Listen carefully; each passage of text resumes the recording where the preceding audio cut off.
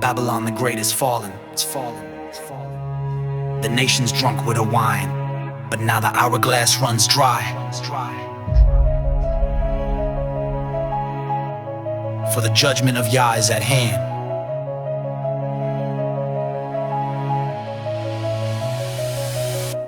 Babylon's time a ticking, nations on the brink. The Most High's fury pouring, now watch the kingdom sink. Gold and silver can't get, your riches can't save. Your merchants weeping loud as they fall into the grave. You trusted in your idols, wood and stone your gods. Built your towers high, but now you face the rod. Every knee gon' bow, every tongue confess. The Lion of Judah roars, bringing nations to their rest. Woe to the harlot sitting on many waters. Her fornications reached heaven, now Yah brings slaughter. Kings of the earth shook, they see the smoke rise. The hourglass empty, your empire dies. Babylon's timer, the clock's running out. Tick, tick, tick, tick. The nations crumble, hear the people shout. Judgment is written, no time to delay. The Most High's wrath, the end of it. Tick tock, the countdown is on. All the nations trembling, their power is gone.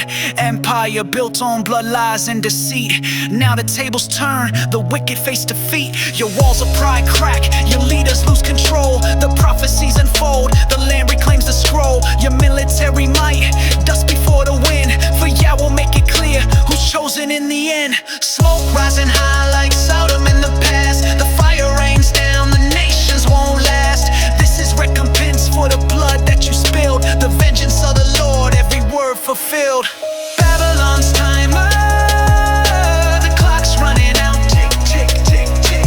The nations crumble, hear the people shout. Judgment is written, no time to delay. The Most High's wrath, the end of their day. And the kings of the earth who committed fornication and lived deliciously with her shall bewail her and lament for her when they see the smoke of her burning. Oh, strong is the Lord God who judgeth her.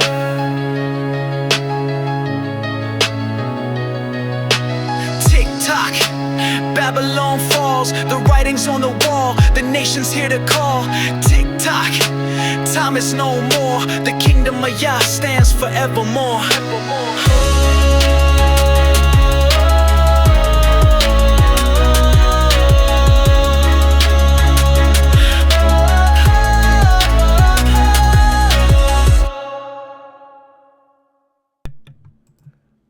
All praises, happy Sabbath, happy Sabbath, happy Sabbath to the 12 tribes of Israel scattered to the four corners of the earth. I pray you guys are well, that you had a blessed week in the name of the Most High Yah. Babylon's time of ticking, family. Look all around you. Look what the Most High is doing with Donald Trump and Elon. I love it. He's splitting them up, family. He got them going against each other. Look at what he does. Look at the chess being played, family. They was butt buddies not too long ago. Now look at them today. That is the power of the Most High, family. He controls them like pawns, like puppets on a string. Each day, family, each day, this world continues to fall. And all praises and great glory for that. Today we are on Exodus chapter 6. The Most High reveals his name. That's the title.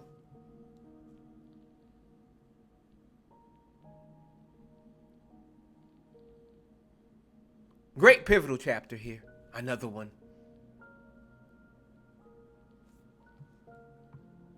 Moses continues to doubt. has excuses, just like our people today. When it comes time to do something. That's the crazy part about this, family. Most High is trying to show to Moses, hey, I got the power. So the Most High goes through his genealogy. He's carving out the Levites before he even called them to be Levites, family. He's carving out the priesthood for himself before it even happens in Mount Sinai, when the Levites side with Moses. The Most High always tells you before he does it, family. We're going to go through these names, a lot of names, and I'm going to show you the blueprint of what the Most High is trying to show you through these names in this chapter. So without further ado, my family,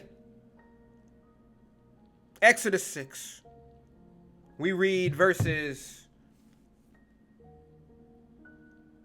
1 through 3.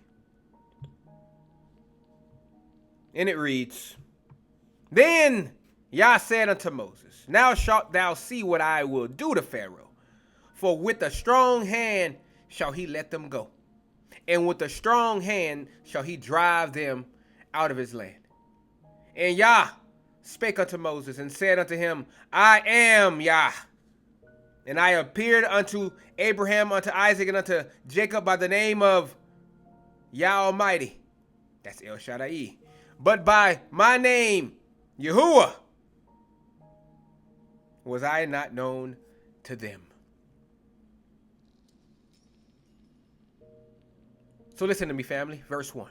The Most High is telling Moses here, now you're about to see what I'm going to do to the oppressor. See, Moses had just gotten his ass chewed out last chapter by the Israelites because Pharaoh made their burden worse after Moses came talking about deliverance. Sound familiar, family? Every time one of us tries to wake up our people, shit gets harder. But the Most High saying, don't worry about that. I'm about to show these oppressors what real power looks like. When the Most High is ready to move, family, ain't nothing gonna stop him. Pharaoh represents the system that's oppressing us right now. The government, the institutions, the whole damn matrix that's keeping us in bondage. But when Yah says now, it's a wrap for all these oppressors. Isaiah 43:13 says, Yea, before the day was I am he. And there is none, I repeat, none that can deliver out of my hand.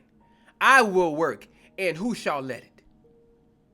When the Most High decides to work, black people, who can stop him? These crackers think they got power. These systems think they can control us. But when the Most High says, enough, it's over. The strong hand he's talking about ain't just metaphorical, family. This is about divine intervention that's going to shake this whole damn world. Right now, our people are catching hell from every direction. The police, the courts, schools, hospitals, everything is designed to destroy us. But the Most High is getting ready to show these oppressors what happens when you mess with his chosen people. Every system that's oppressing us right now, family, is about to get torn down by the strong hand of the Most High. Verse 2. Now the Most High is about to drop some serious knowledge on Moses. He says, I am Yah. But in Hebrew, this is Yahuwah. This ain't no generic Lord title that the heathens talk about. This is his personal name. The Most High is revealing his true identity to Moses because it's time for our people to know who they're dealing with. Same thing today. They know Yah by what? God and Lord.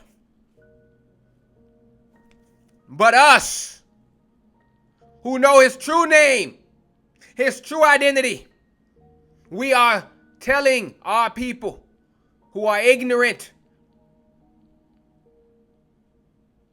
who they're dealing with.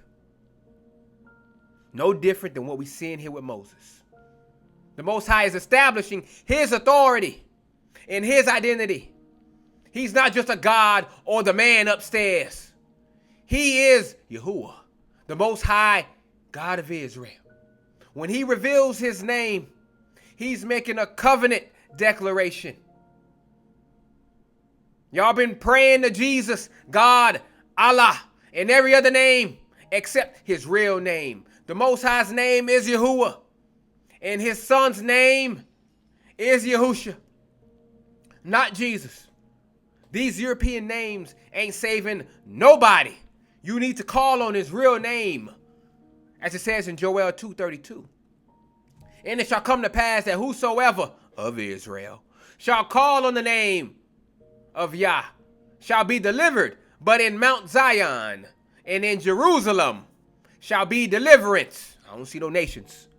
As Yah hath said, in the remnant whom Yah shall call. Acts 4:12. Neither is there salvation in any other name under heaven given among men, whereby we must be saved. You see that right there? Salvation is in his name, not these European names they give you, but his real name. Stop calling on Jesus and start calling on Yahusha. Stop praying to God and start praying to Yahuwah. And finally, verse 3. This verse is crucial to the whole story. The Most High is telling Moses that he appeared to our forefathers, Abraham, Isaac, and Jacob, as El Shaddai, God Almighty. But he didn't reveal his personal name, Yahuwah, to them.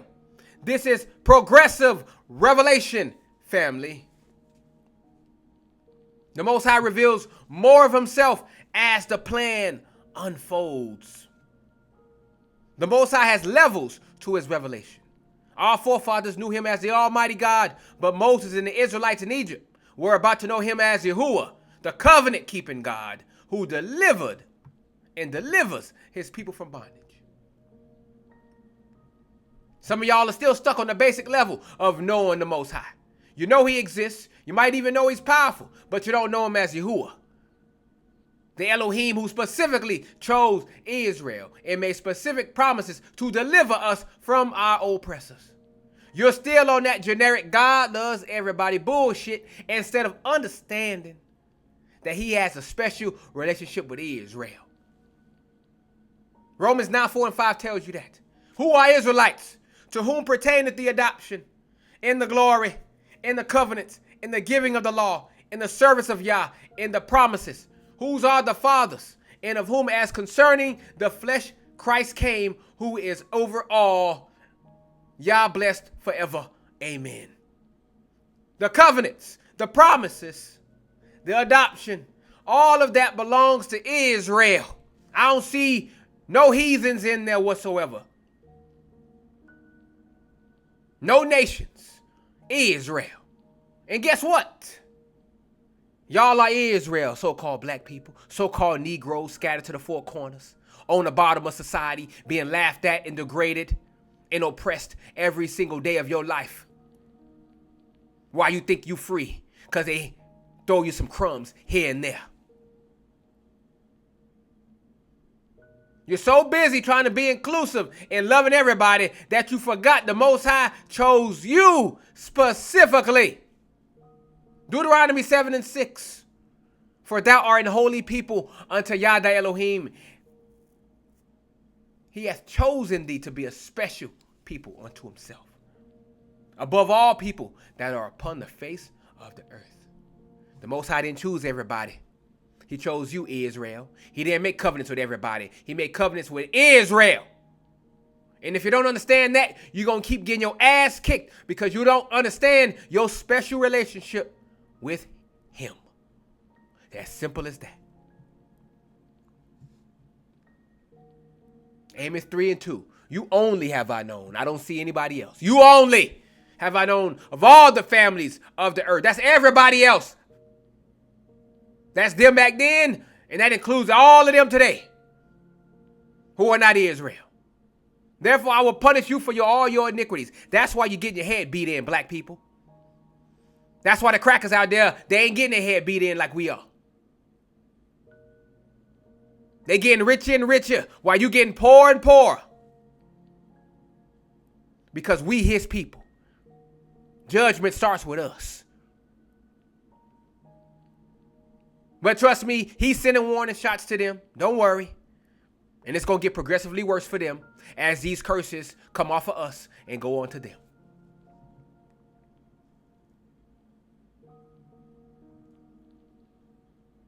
So let me break this down real simple for y'all. The Most High is revealing his name in his covenant to Moses because it's time for deliverance. But before deliverance comes, there has to be recognition of who he is and who we are. You can't get delivered if you don't know who your God is, Yahuwah, who you are as Israel, what covenant you're under, the promises to Abraham, Isaac, and Jacob. Most of y'all are still lost because you're calling on the wrong names, thinking you're the wrong people, and don't understand the covenants. That's why you're still in bondage. The Most High told Moses, now you shall see what I will do. And that now is coming for us too. But you better get your identity straight before that day comes, because when the Most High moves, he's moving for Israel only. Not for confused Negroes who think they're African Americans or whatever other names you go by today.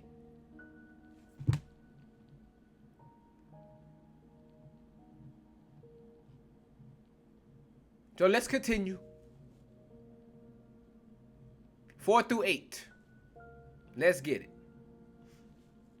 And I have also established my covenant with them to give them the land of Canaan, the land of their pilgrimage, wherein they were strangers. Which I say other nations are the only strangers in the book. And I have also heard the groaning of the children of Israel, whom the Egyptians keep in bondage. And I have remembered my covenant. Wherefore say unto the children of Israel, I am Yah, and I will bring you out from under the burdens of the Egyptians, and I will rid you out of their bondage, and I will redeem you with a stretched out arm, and with great judgments, and I will take you to me for a people, and I will be to you an Elohim. And ye shall know that I am Yahuwah, your Elohim, which bringeth you out from under the burdens of the Egyptians.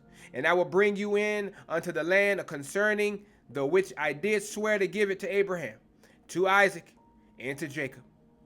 And I will give it you for an heritage. I am Yah. So verse 4 here, the Most High is reminding Moses about the covenant he made with our forefathers. This ain't some new shit he making up, family.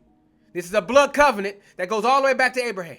The land of Canaan was promised to us, and we were just strangers and pilgrims there until the time came for us to possess it. The Most High don't forget his promises. Even when we're in bondage, even when it looks like we're forgotten, the covenant is still in effect. We might be strangers in these lands right now, but we got promises that are going to be fulfilled. Right now, we are strangers and pilgrims in the Americas, in the Caribbean, in South America, scattered all over the damn world. But the Most High has promised us a land. And that promise is still good. Y'all walking around talking about, we built America. No. We were brought here as strangers, and we're still strangers. Our inheritance ain't in these foreign lands. So stop saying you indigenous. I keep saying that all over social media. We indigenous here. We was here before them. We were not. Not all black people in Israel. Y'all need to understand that. We are a specific bloodline of Shem.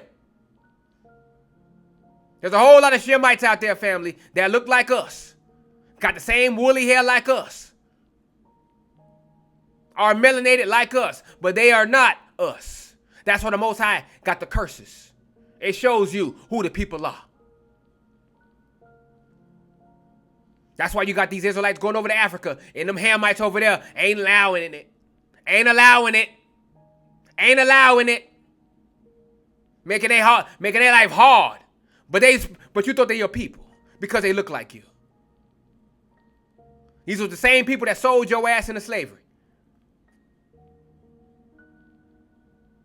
Understand that all black folk is Israel.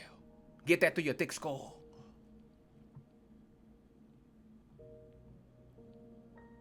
Look at 1 Peter 2:11. Dearly beloved, I beseech you as strangers and pilgrims. As strangers and pilgrims. That's why when you see these strangers and they coming back to the covenant, that's why you see these strangers when we go up. Further in Exodus, you see Moses start talking about strangers and whatnot. When he start prophesying, he's talking about these people right here. Us, Israelites, who are lost. Verse 5 here. The Most High says, I have heard the groaning and I have remembered my covenant. Our people were crying out back then, groaning under oppression. And the Most High heard every damn cry. He didn't forget about us. He was waiting for the right time to move. He hears the cries of his people. Every tear, every groan, every cry for help, he hears it all. And when he says he remembered his covenant, that doesn't mean he forgot. It means it's time to act on that covenant. Right now, our people are groaning under the system. Mass incarceration, police brutality, poverty, miseducation, medical genocide. We groaning under the weight of all this bullshit ass oppression. But the Most High hears every cry. He hears the mothers crying over their sons killed by the police. He hears the fathers groaning in prison cells. He hears the children crying because they don't know who they are. As the psalmist says in 34:17, the righteous cry, and Yah heareth and delivereth them out of all their troubles. Paul elucidates on this in Romans 8:22-23. For we know that the whole creation groaneth and travaileth in pain until now. And not only they, but ourselves also, which have the first fruits of the Spirit. Even we ourselves groan within ourselves, waiting for the adoption, to wit, to the redemption of our body. The whole creation is groaning, family, but especially us, waiting for our redemption. The Most High hears our groaning, and he's about to move on our behalf. You must be patient, family. He coming. I promise you, he on the way. But he's waiting for his right time, not yours. He's setting up the chessboard as we speak, family. All you got to do is just look out there. Everything's in motion. The whole plan is in motion.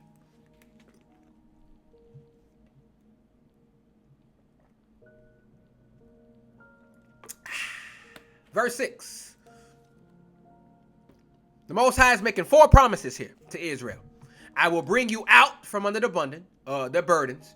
I will rid you of their bondage. I will redeem you with a stretched out arm. I will do it with great judgments. So this ain't no weak ass deliverance that the Most High is talking about here. This is total liberation with divine judgment on the oppressors. When Yah moves and delivers his people, he doesn't just set them free. He destroys the system that oppressed them. The stretched out arm represents his mighty power. And the great judgments means he gonna punish every oppressor. The Most High is getting ready to bring us out from under the burdens of this wicked system of Babylon. Every institution that's oppressing us, every law that's designed to destroy us, every system that is keeping us in bondage, it's all about to get judged by the Most High. The burdens ain't just physical though, family. It's mental, spiritual, and economic bondage. We are burdened with false identity, thinking we African Americans and such. False religion, worshiping that white Jesus. False education, learning lies about our history and where we come from. Economic slavery, working for scraps in their system while they get all the lion's share. And you left with nothing. Barely enough to scrape by to the next month. Living paycheck to paycheck. Can't save worth a damn. These CEOs making millions off of y'all. Millions. Billions. While you barely make enough to eat. Grocery bill getting higher because of so-called inflation. You can't stretch that dollar no more. Gas prices high. Rent prices high. But guess what? Your wages stay the same, don't they? Barely go up. Yeah, you may get a 25 cent. But the goddamn CEO, he get a raise. He get millions of dollars. This is the system that the Most High gonna destroy, family. He gonna rid us of all that bondage. Isaiah 61:1. The spirit of Yah Elohim is upon me, because Yah hath anointed me to preach good tidings unto the meek. He hath sent me to bind up the brokenhearted, to proclaim liberty to the captives, and the opening of the prison to them that are bound. Prophecy about Yahushua, because he fulfilled it in Luke 4:18. When Yahushua quotes this exact prophecy right here. That's what's going to happen today. In our time too, family. The verse 7 here. This is the marriage covenant right here. The Most High is saying, I will take you as a people. That's like saying I do at a wedding. He's saying, I will be your Elohim. That's exclusive relationship. He ain't everybody's Elohim, family. He's specifically Israel's God. These heathen trying to call on him. He ain't listening. Voicemail. Ignore. DND. That's do not disturb for the older folk.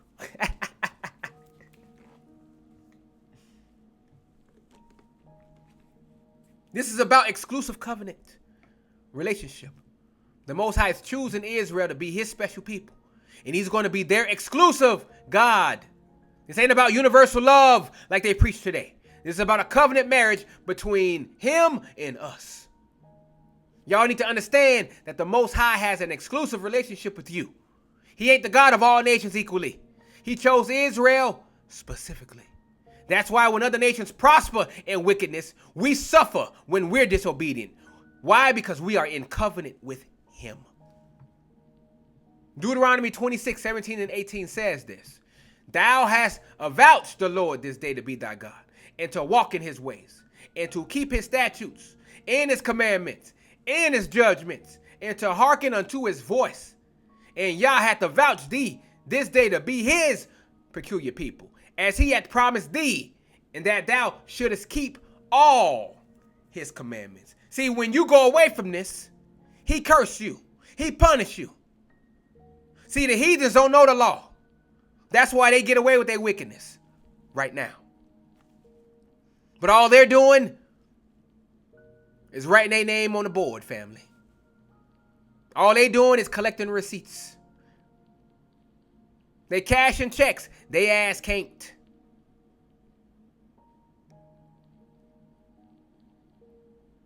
Reckon for.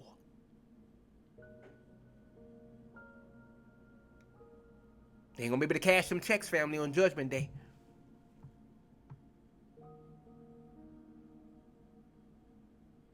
But most of y'all don't even know you the bride. That's the crazy part about it. That's why you will continue to be destroyed and cursed, because you have no idea who you are.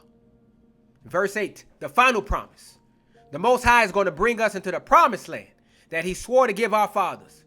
This ain't just about getting us out of bondage. This is about getting our inheritance as well, family. The land is our heritage by divine right. Deliverance ain't complete until we get our inheritance. It ain't enough just to get out of bondage. We got to possess what the Most High promised us.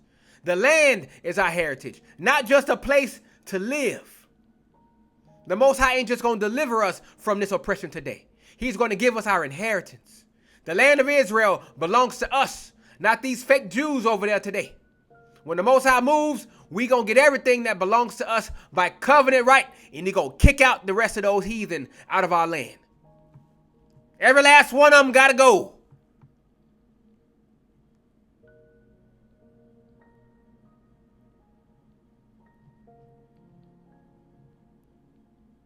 So we keep it moving though. 9-11. 9-11. And Moses spake so unto the children of Israel. But they hearkened not unto Moses for anguish of spirit and for cruel bondage. And Yah spake unto Moses, saying, Go in, speak unto Pharaoh, king of Egypt, that he let the children of Israel go out of his land. So let me break this down for you, family. Verse 9. Moses comes with the word of the Most High, straight up, no chaser.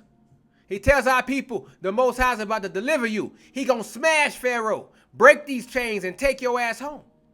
And what do our people do? They don't listen. Why? Because their spirits are broken, family.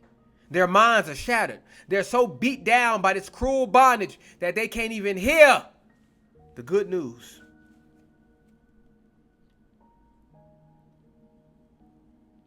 It's the same damn spirit I see in our people today. You try to tell them you're Israel. The Most High is about to deliver us. And they look at you like you're crazy. Why? Because they're broken. They're traumatized from centuries of slavery, Jim Crow, mass incarceration, poverty, police brutality, and every other wicked thing these nations have done to us. They can't even imagine freedom because all they know is chains. Isaiah 42:22 says, "But this is a people robbed and spoiled. They are all of them snared in holes, and they are hid in prison houses. They are for prey, and none delivereth, for spoil, and none saith, restore." We're so used to being prey, so used to being locked up, that we don't even cry out for restoration anymore. We don't even believe deliverance is possible. That's the same spirit our ancestors had in Egypt, family. There's nothing new under the sun. That's the same spirit most of you got today. Look around. You try to wake up people, and what do you get? Man, that's a conspiracy. Man, I'm just trying to get this bag. Man, I don't want to hear all that Bible stuff. How do I know that? Because that's me. That used to be me. When I read this chapter, I said, man, that's me. That's me. That's who I used to be. Man, I'm just trying to do me, bruh. Man, I ain't trying to hear them fables. Not fairy tales. I'm trying to get my money, cuz. That was me. Not even 5 years ago. That was me. I had that same spirit on me. The same spirit that I'm trying to beat out of our people today.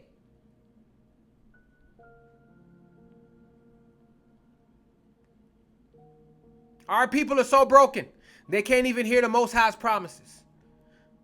That's why we got to keep pushing, keep preaching, and keep prophesying, even when they don't listen, because the Most High's word don't return void. Look at what he said to Ezekiel in chapter 2, 3-5. Look at this and tell me this don't match when you try to talk to our people. "And he said unto me, Son of man, I send thee to the children of Israel, to a rebellious nation that hath rebelled against me.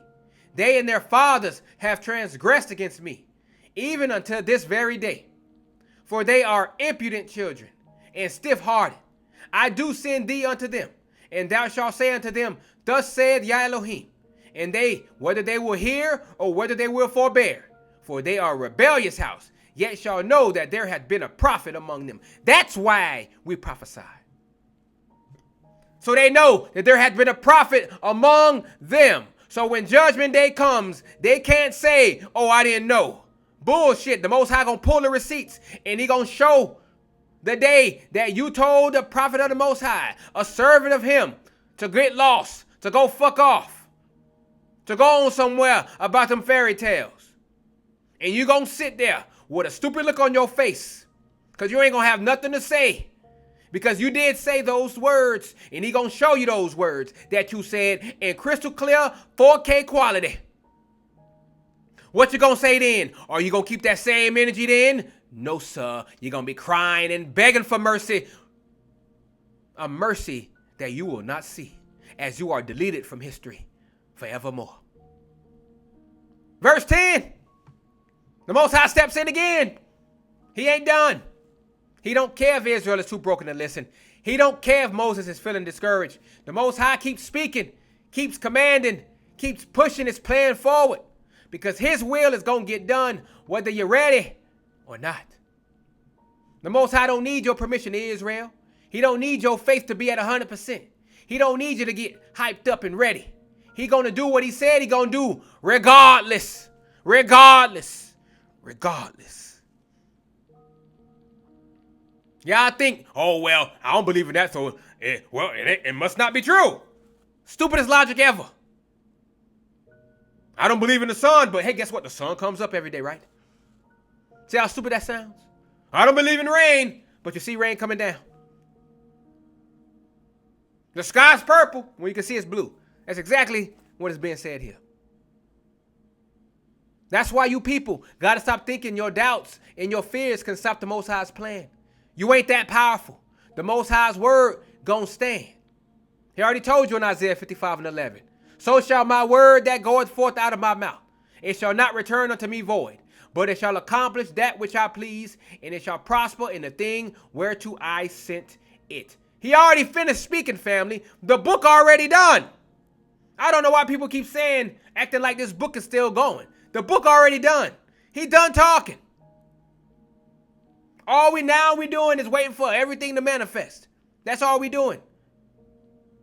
We in the time stream waiting for all his words to manifest. The story's already finished. It's already done. It's so crazy. You tell people, hey, look, this was going to happen to you. And they look at you stupid, like they think they can control their fate. What? The Most High already told you, this is going to happen right here. You ain't getting reincarnated to no fucking butterfly. You're going to die and wait for judgment. And on judgment day, you don't got the testimony of Yahushua HaMashiach on you. You going away for good. You show it to him in crystal clear quality. Open the book and show it to him. And they look at you stupid.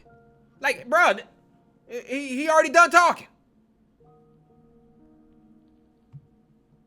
Some of y'all think because you tired, because you depressed, because you struggling, that the Most High's promises are on hold. Hell to the fuck no.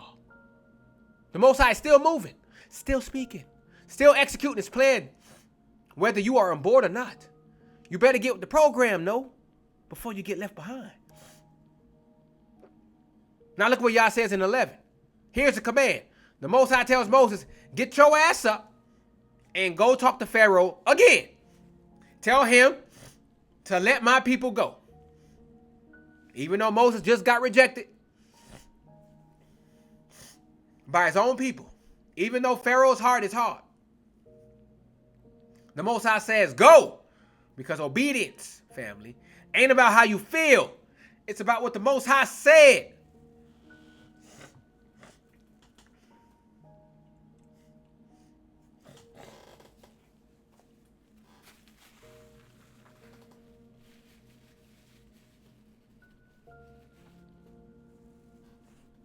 I repeat, obedience ain't about how you feel. It's about what the Most High said. The Most High don't care about your excuses, family. He don't care about your fears. He don't care if you think the mission is impossible. He said, go.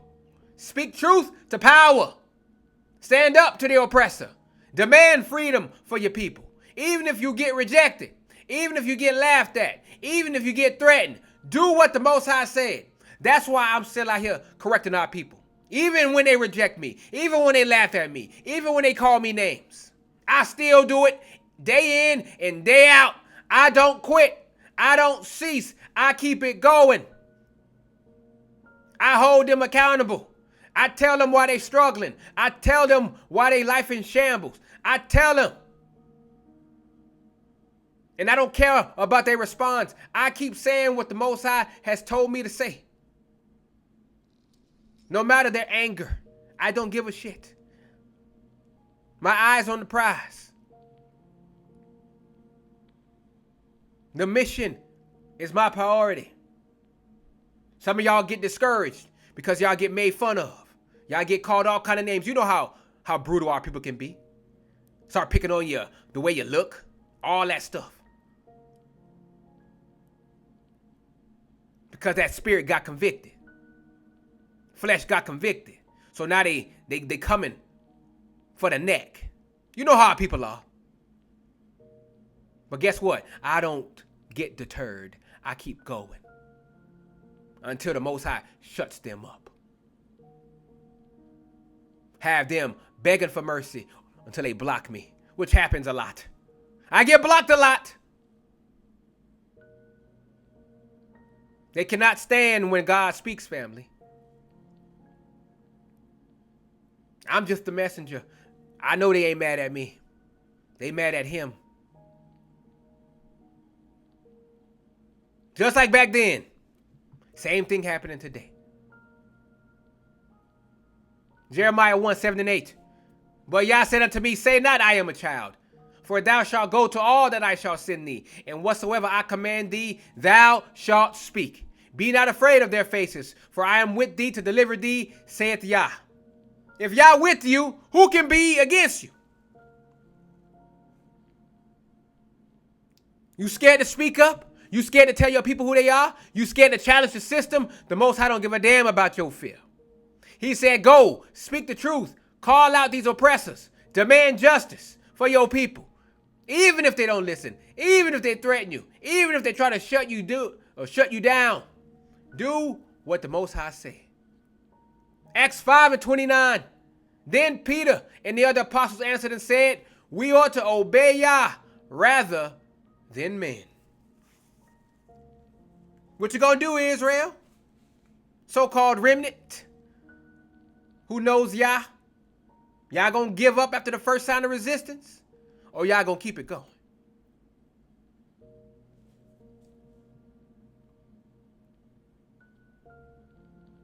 Don't let your broken spirit keep you deaf to the Most High's promises. Don't let your fear keep you from obeying his word. Don't let your doubts stop you from moving forward. The Most High is moving whether you're ready or not. He's calling you to stand up, speak out, and demand freedom for your people. Because his word gonna stand. And his deliverance is coming with or without your approval. So we keep going. 12 to 13. 12 and 13. And Moses spake before Yah, saying, behold, the children of Israel have not hearkened unto me. How then shall Pharaoh hear me, who am of uncircumcised lips?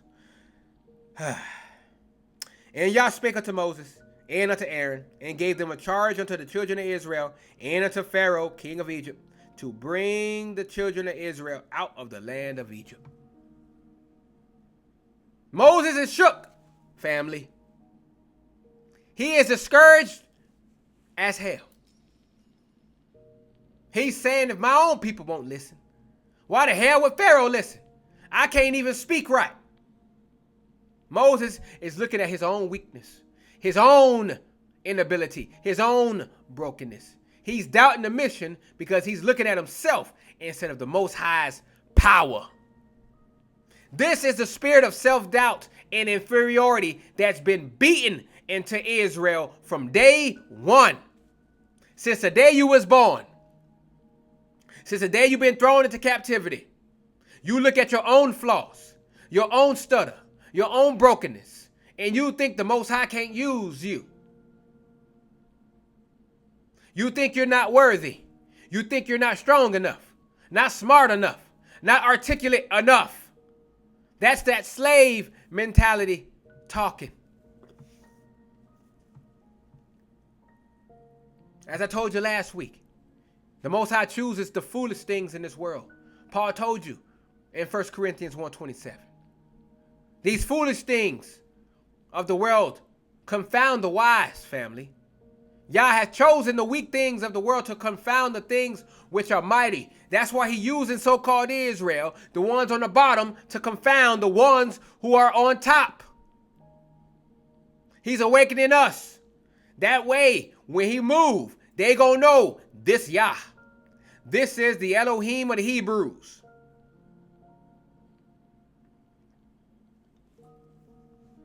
How many of you right now are sitting on your gifts? Sitting on your calling, sitting on your truth because you think you ain't good enough. You think you're too broken, too uneducated, too hood, too whatever. But we all know that's bullshit. The Most High uses the weak, the broken, the rejected to what? Show his power. If you are waiting to be perfect before you move, you will never move. I repeat, if you are waiting to be perfect before you move, you will never move. So get up and do what he said and let him handle the rest. I used to be like this. I just wanted to be in the background, family. Just soak up knowledge and that's it. Be me, be on my own, do me. Fuck everybody else. That was me. That was my mentality in the early parts of my truth. I didn't want to deal with nobody. I just wanted to do me and that's it. But the Most High had other plans. He wanted me to be a teacher. I've never been a leader of anything in my life. I've always been the one that coasts through life. That's always been me. Don't want to lead. I just want to blend in. That's a lot of people. They don't see themselves as leaders. They don't see themselves as the cream of the crop, the top. That's going to help people and show people who he is. That was me. I wanted to be the one. I wanted to be the class. I did not want to be the one teaching the class. But the Most High made sure that I came into it. I was sitting on gifts. All that music that I made. I've always had musical talents, but I never did anything with it. Most High said, now's your chance. Use the gifts that I gave you, Negro. He gave me an amazing ability to talk, but I've never been a public speaker. Charisma. Make things relatable to people. Get people to open up. That's always been one of my gifts. And now he's using it to its maximum capacity.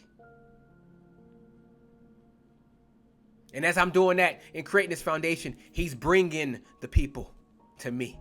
My subscribers going up.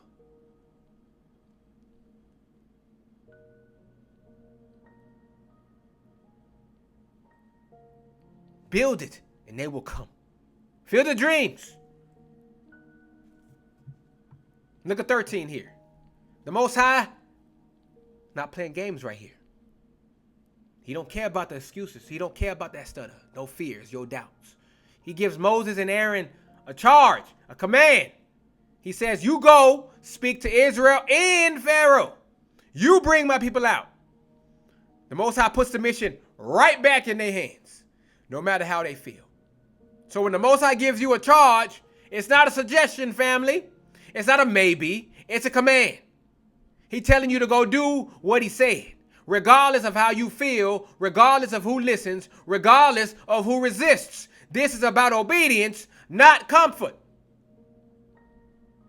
Ezekiel 3, 10 and 11. Look at what he tells Ezekiel here. And tell me you guys are not going through the same thing. Moreover, he said unto me, Son of man, all my words that I shall speak unto thee, receive in thine heart and hear with thine ears. And go, get thee to them of the captivity, unto the children of thy people, and speak unto them, and tell them, thus saith Yah Elohim, whether they will hear or whether they will forbear, not listen. The majority forbears, family. The majority forbears. But there is that one or two that you meet. That seed gets planted in, and they have a change, a metamorphosis right in front of you. It hits them. And they get it, and they understand. Those are the ones, those are why you do it for. You don't care about the ones who reject. You know that's going to happen. But for the ones who you wake up, the ones who want to learn more, the ones who get curious, those are the ones you do this for, family. Those are the ones.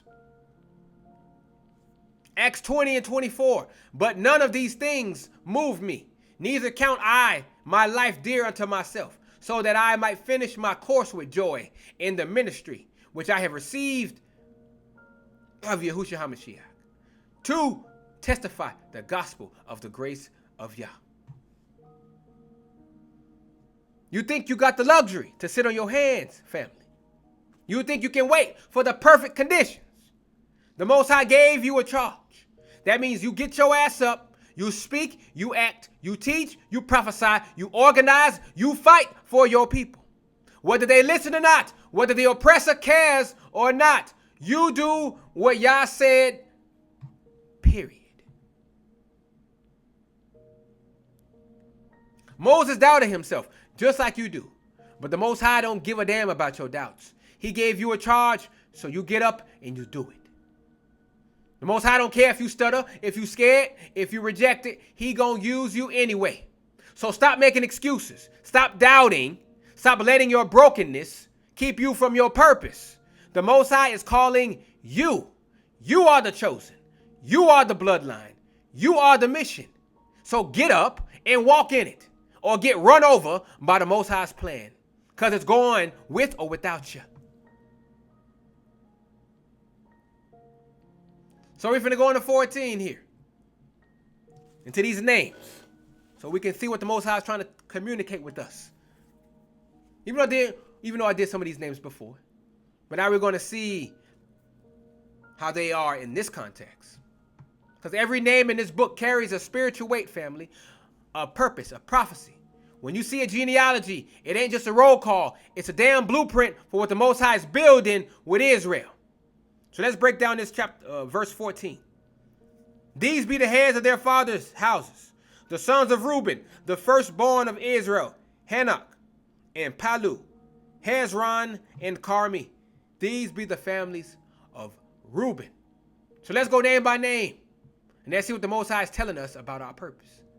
Reuben means behold, a son, or see, a son. So Reuben is the firstborn of Israel, the first fruits, the one who's supposed to carry the strength, the dignity, the leadership. The name, behold the son, is a declaration. It's an announcement.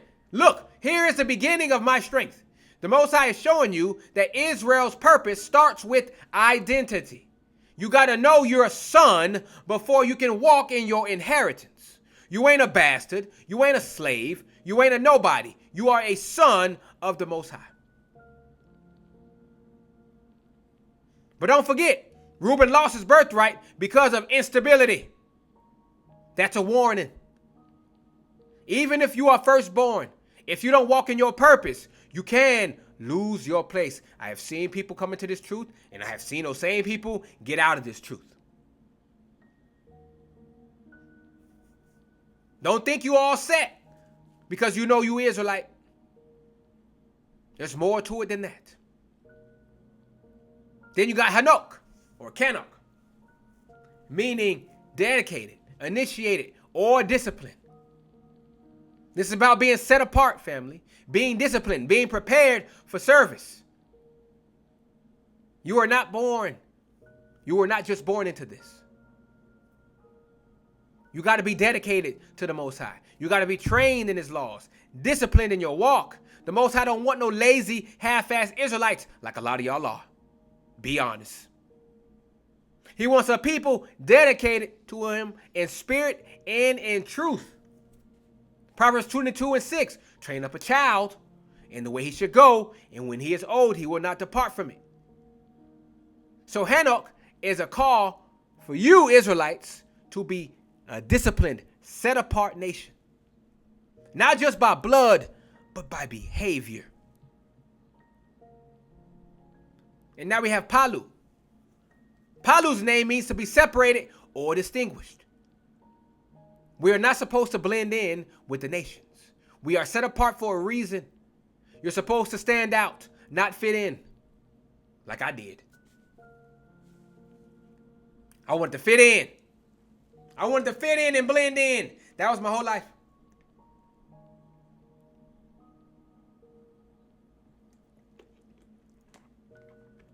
I didn't want to stand out. I just wanted to blend in and coast by. Most High said, not on my watch. The Most High made us holy, different, unique, peculiar. When you try to be like everybody else, you are spitting on your very own purpose. Leviticus 20:26, and ye shall be holy unto me, for I, Yahuwah, am holy, and have severed you from other people, that ye should be mine. So Palu is the spirit of separation. Come out from among them, Israel. Stop trying to be like the world. A lot of y'all doing that today. Then you got Hezron. Means a place of protection, a fortress, an enclosure. This is about the Most High being your defense, your shield, your stronghold. Our strength is not in our numbers, our money, or our weapons. It's in the Most High being your wall of fire. Hezron reminds you that you are protected when you stay inside the boundaries of the covenant. Step outside and you are exposed. Stay in and you are safe. That's why you see the majority of our people getting their head beat in, because they are not inside the covenant. Psalm 91:2 says, I will say of Yah, he is my refuge and my fortress, my Elohim, in him will I trust. When you behave like this and you tailor your life by this, he will protect you. So Hezron is the spirit of divine protection, because we are only safe when we are behind the Most High's walls. So get that through your thick skull before you go out there and continue to rebel outside his walls. And then you got Carmi. Carmi comes from the word for vineyard or garden. This is about being fruitful, productive, and noble. Family, you are not just supposed to survive. You are supposed to thrive. You're supposed to bear fruit, multiply, and show forth the glory of the Most High. The vineyard is a place of cultivation, care, and growth. The Most High expects you to produce good fruit, not wild grapes, as he said in Isaiah 5:7. For the vineyard of Yah of hosts is the house of Israel, and the men of Judah his pleasant plant. And he looked for judgment, but behold oppression, for righteousness, but behold a cry. So Carmi is a spirit of fruitfulness, Israel. Your life is supposed to be a testimony of the Most High's goodness. So do not let your vineyard grow wild.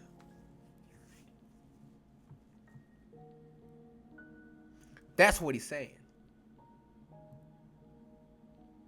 So the summary for this verse: Reuben, know you're a son. Walk in your identity. Hanok, be dedicated, disciplined, set apart for service. Palu, be separated from the nations. Stand out, don't blend in.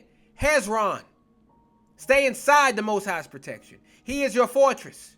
And Carmi, be fruitful and productive. Let your life bear righteous fruit. The Most High is telling you through these names what he expects from you as a nation. Don't just claim the bloodline, walk in the purpose. Don't just be a son, be a dedicated, separated, protected, and fruitful son. Stop letting the world define you. Let the Most High define you by your name, by your purpose, and your destiny. So we keep it moving. 15 through 17 more names. And the sons of Simeon, Jemuel and Jamin and Ohad and Jachin and Zohar and Shaul, the son of a Canaanitish woman. These are the families of Simeon. And these are the names of the sons of Levi, according to their generations: Gershon and Kohath and Merari. And the years of the life of Levi were 137. The sons of Gershon, Libni and Shimi, according to their families.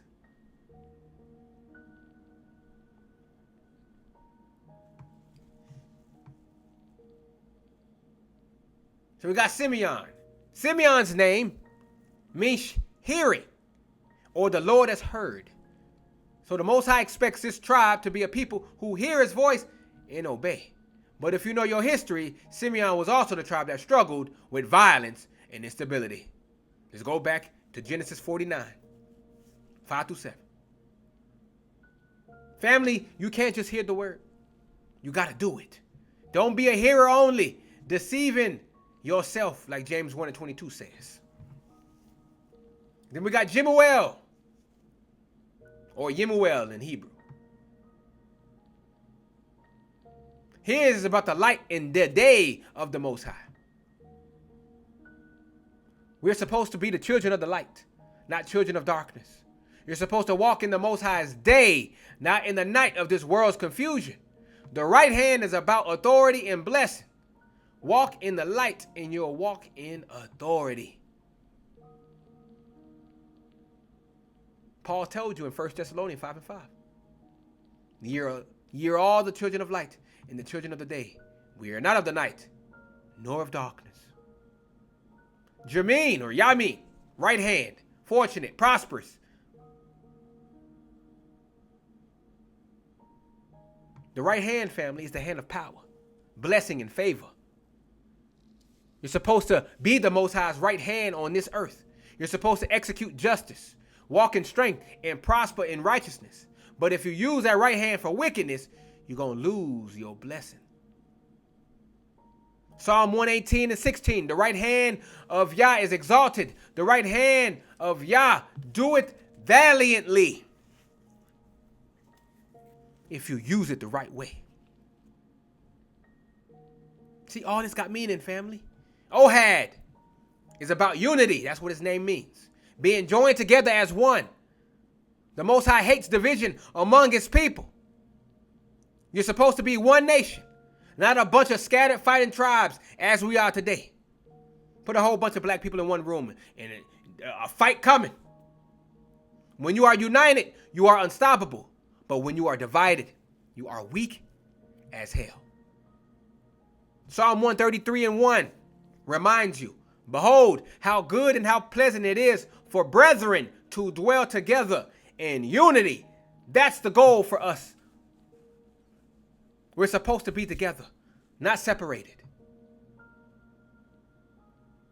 But these heathen don't want you together. They will continue to keep you separated.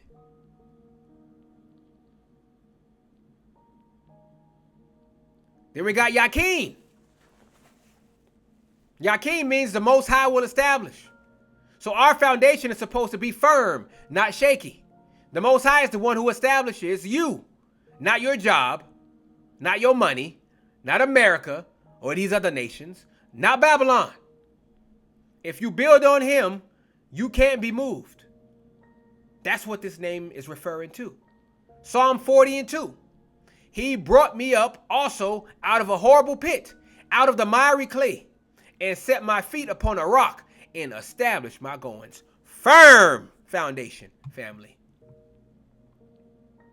See how it all makes sense? You got Zohar now. Zohar is about brightness, shining, radiating the glory of the Most High. We are supposed to be a light to the world, not by blending in, but by standing out, by being righteous, by being holy. Because if you are not shining, you are failing your purpose. That's what the Most High through Isaiah says in Isaiah 61:2. Arise, shine, for thy light is come, and the glory of Yah is risen upon thee. For behold, the darkness shall cover the earth, and gross darkness the people. But Yah shall rise upon thee, and his glory shall be seen upon thee. How is his glory seen upon you, family? Through your testimony, through your fruits, through your walk. That's how his glory is shown to everybody else around you. That's how they know, man, that dude blessed. By watching you, your actions. That's how you radiate the glory of the Most High to everybody else. And now we have Shaul. Shaul's name means asked for or prayed for. This is about being the answer to prayer, the fulfillment of desire. We're supposed to be the people the Most High asked for, the ones he chose, the ones he desired. But notice, Shaul is the son of a Canaanitish woman. That's a warning. Don't mix with the nations. Don't dilute your inheritance. Stay pure and stay set apart. Deuteronomy 7:3-4 tells us, neither shalt thou make marriages with them. Thy daughter thou shalt not give unto his son, nor his daughter shalt thou take unto thy son. For they will turn away thy son from following me, that they may serve other gods. So will the anger of Yah be kindled against you and destroy thee suddenly. Now you see everybody divesting, right? Passport bros going to these Asian countries, wifing them Asian women up. Our women trying to wife up Brad, Abdul, Jose, all of them, because they don't like the black man. Black man ain't doing nothing. Black man don't build. How the fuck can we build when we curse, bitch? Do they not forget we cursed? Do they not forget this? That the Most High has stacked the deck against us because of our own disobedience? Yeah, I don't build. No shit, Sherlock. But guess what? Y'all are not wives. Whoops. Y'all wanted to be the man, the Most High made you the man. Now look at y'all. Crying. I don't want to pay bills alone no more. That's all I see on social media now. Complaining. Y'all complain so much, women. But you refuse to look in the mirror. You wonder why no man is coming to you? Look in the mirror. No man is coming for that masculine boss energy. The Most High is not finna send a righteous man anywhere near you. The wicked man is made for the wicked woman. That's how that goes. You ain't gonna attract nothing but chaos. Why? Because you are a chaotic woman.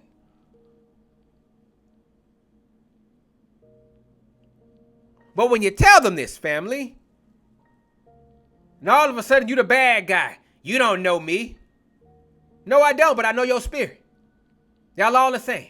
Y'all love to think y'all some special snowflake, but y'all all the same. Y'all all acting out the same script. So I know. I don't need to know you personally. I already know where the story ends. But that's their way of trying to dodge accountability. Hold up a mirror to a woman, boy, they will run. They will melt like the Wicked Witch of the West. They will run, family, from that accountability. Men too. But at least with men, they deal with reality. You can kind of show them this and walk it down logically for them. But women, good luck. Good fucking luck. Especially our women, good fucking luck. They will call you all names in a book before they even stop and look at the mirror. And all I do is hold up a mirror, family. Using the word of the Most High Yah. But since they hate the Most High Yah, they rebel. That conviction hurts, family. This is how they are. Exodus 6:16. Levi. Levi's name means joined or attached, as we should know by now. This is about being joined to the Most High in service and worship and obedience. Levi is the priestly tribe. That's why now we're about to carve this one out. Because the Most High is carving out this tribe. The ones who stand between Israel and the Most High. We are supposed to be the nation of priests, joined to the Most High in everything that we do. But are we doing that today, family? Absolutely not. Then we got Gershon. Gershon means exile or stranger. Israel, you're in exile right now. You're strangers in a strange land. But don't get comfortable in your captivity. Remember, you're just passing through. Your home is the promised land, not Babylon. Understand this, family? Some of y'all getting comfortable. Getting houses. Chilling, relaxing.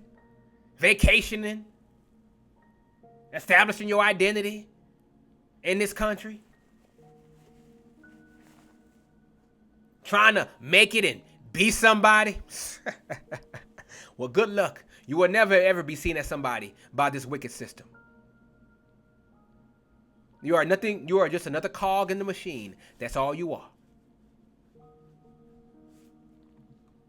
Now you got Kohath. Kohath is about the assembly, the congregation.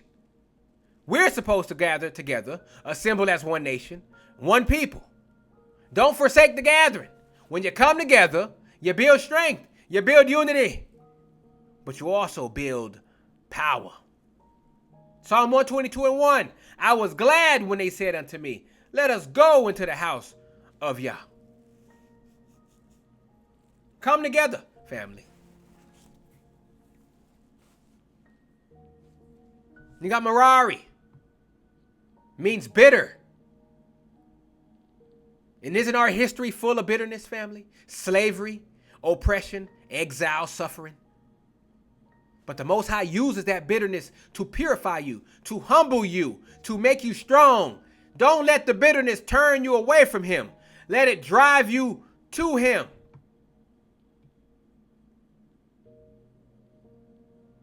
Let it drive you to him. I know life hard, but it's like that for a reason. It's to make you strong. Lamentations 3, look at this, 19 to 23. Remembering mine affliction and my misery, the wormwood and the gall, my soul hath them still in remembrance, and is humbled in me. This I recall to my mind, therefore have I hope.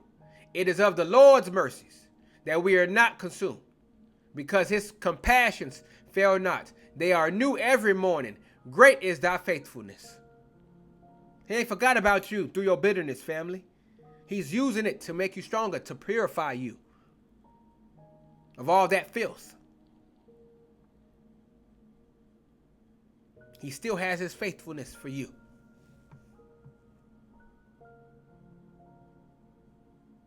Now you got the sons of Gershon here. Libni. Libni means white or pure. This is about purity, about being cleansed, about being set apart.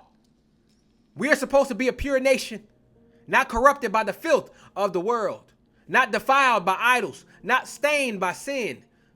Purity is our calling. Psalm 51:7. Purge me with hyssop, and I shall be clean. Wash me, and I shall be whiter than snow. But are we whiter than snow today? Absolutely not.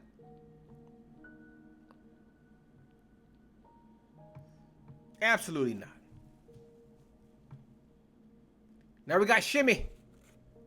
Shimei means heard or renowned. We are supposed to be renowned among the nations, not for wickedness, as we are today, but for righteousness, for obedience, for being the people who hear the Most High and do what he says. Deuteronomy 4:6-7 says, keep therefore and do them, the commandments he's talking about. For this is your wisdom and your understanding in the sight of the nations, in the sight of the nations, in the sight of the nations, which shall hear all these statutes and say, surely this great nation is a wise and understanding people. For what nation is there so great who hath Yah so nigh unto them as Yah thy Elohim is in all things that we call upon him for? We're supposed to be doing the commandments and statutes in front of these other people, these heathen, so they can see how wise we are. But what are we doing? Wickedness, fornicating, drug abuse, killing each other, stealing, acting crazy. And Yah's name is besmirched among the nations because of our actions. That's why he beating your head in, Israel. That's why he killing y'all every day. That's why your mama crying because her sons are dying in the streets.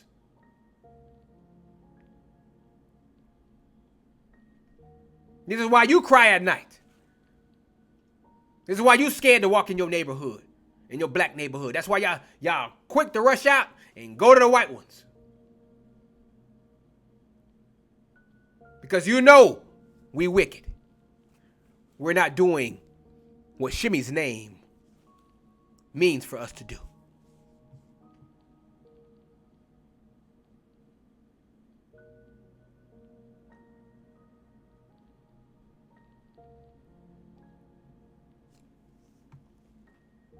So look at this summary, family. So when you put it all together, look at this. Simeon, hear and obey the Most High. Don't just listen, do. Jemuel, walk in the light and authority of the Most High. Jamin, be the right hand, walk in power and prosperity, but in righteousness. Ohad, be united, division is death. Jachin, let the Most High establish you, don't build on sand. Zohar, shine bright, be a light in this dark world. Shaul, you are the answer to prayer. Don't mix with the nations and lose your inheritance. Levi, be joined to the Most High. Serve as a priestly nation. Gershon, remember you're in exile. Don't get comfortable in Babylon. Kohath, assemble. Don't forsake the gathering. Merari, let your bitterness refine you, not destroy you. Libni, pursue purity. Be cleansed and set apart. Shimei, be renowned for righteousness. Let the nation see your obedience. See, family, these names are your spiritual DNA. This is your blueprint, your warning, your calling. If you walk in the meaning of these names, you'll fulfill your purpose. If you ignore them, you'll repeat the curses. Your name means something. Your tribe means something. Your calling means everything. Are you guys seeing this? I hope you guys are seeing this. This is good shit. A whole blueprint for you to follow. Rewind it, whatever. Write them down. Put it on a poster on your wall, whatever. This is how the Most High expects you to be. But now we're going to go see more names. 18 through 20. And the sons of Kohath. Now we're going down this line of Levi here. Amram and Izhar and Hebron and Uzziel. In the years of the life of Kohath were 133 years. And the sons of Merari, Mahali and Mushi. These are the families of Levi according to their generations. And Amram took him Jochebed, his father's sister, to wife. And she bare him Aaron and Moses. And the years of the life of Amram were 137 years. So now we got Kohath. As we already know before, it's the assembly.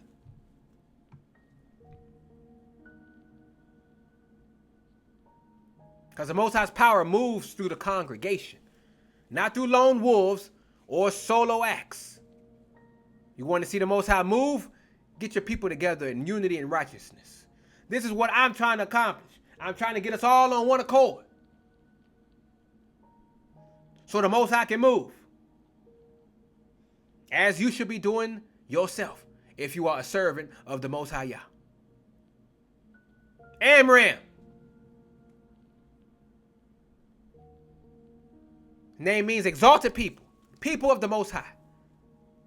So Amram is the father of Moses and Aaron, the root of the deliverer and the high priest. His name means exalted people. That's your destiny, family. You're not meant to be the tail. You are meant to be the head. Not the oppressed, but the exalted. The Most High's purpose is to raise you up above all nations if you walk in obedience. That's said in Deuteronomy 26 and 19. And to make thee high above all nations which he hath made, in praise and in name and in honor, that thou mayest be a holy people unto Yah thy Elohim, as he hath spoken. Y'all see this? This was the purpose from the beginning. But we sinned. We disobeyed. We rebelled. And now look at us. We are the opposite of exalted. We are being tread over every day of our life. Since the day we was born, we've been on the bottom. All we've known is desolation. All we've known is destruction. All we've known is rebellion. And we wonder why we continue to reap what we sow. Why we can't make it. Why we struggling. Why nothing, no matter what you do, you will never ever be one of them. All these coons. All these sellouts. All these lovers of the other nations. They try so much to get near them. And they still won't acknowledge them. They won't let you in their country clubs. They won't let you in their secret societies. They won't let you do shit. Y'all wanted to be like them so bad, y'all made up your own with the Freemasons. The Prince Hall Freemasonry. The black version.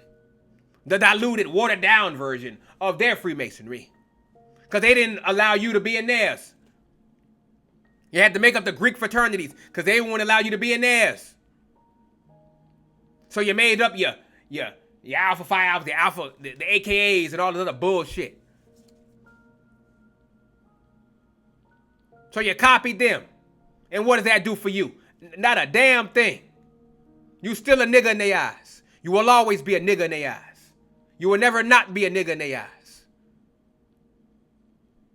You can say the right things, dress like them, talk like them all you want to. You will still be seen as a slave in the eyes of the heathen. The Most High put that upon them for a reason. So you will not mix with them. But you guys continue to try. And so the Most High uses them to punish your ass, to beat your head in, to show you who you dealing with. That's why that Diddy ass is sitting up in jail now. He wanted to be like them. He wanted to be around them. Now look at his punk ass. Looking crazy up in that courtroom. Nigga aged about 20 years in fucking couple of months. He don't got access to that just for men. Them grays coming. That stress killing them, family.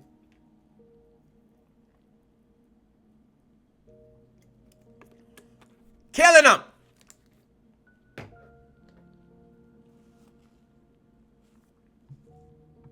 Now we see Izhar. Izhar name means shining oil or anointing. This is about, again, being set apart, consecrated, and filled with the Spirit of the Most High. Oil is for anointing kings and priests. We're supposed to be a nation of the anointed, not the common, like the heathen. We're supposed to carry the Most High's Spirit, His wisdom, His power. Psalm 23:5 says, "Thou anointest my head with oil, my cup runneth over." 1 John 2:20, "But ye have an unction from the Holy One, and ye know all things." That's that Spirit, baby. When you walk in the ways of Yah, this anointing, this Spirit comes upon you. This is how we're supposed to be. But look at our people. Are we operating in the Spirit of the Most High? Absolutely not. That's why that oil, that Spirit, is nowhere to be found in the hood. Not did it, not today. All we care about is money. All we care about is sex. That's why we got so much single mothers all over the place. Gang banging. That's why the Most High killing you at. Hey, you want a gang bang? All right then, pop, pop. Now you want a t-shirt. Good job, dummy.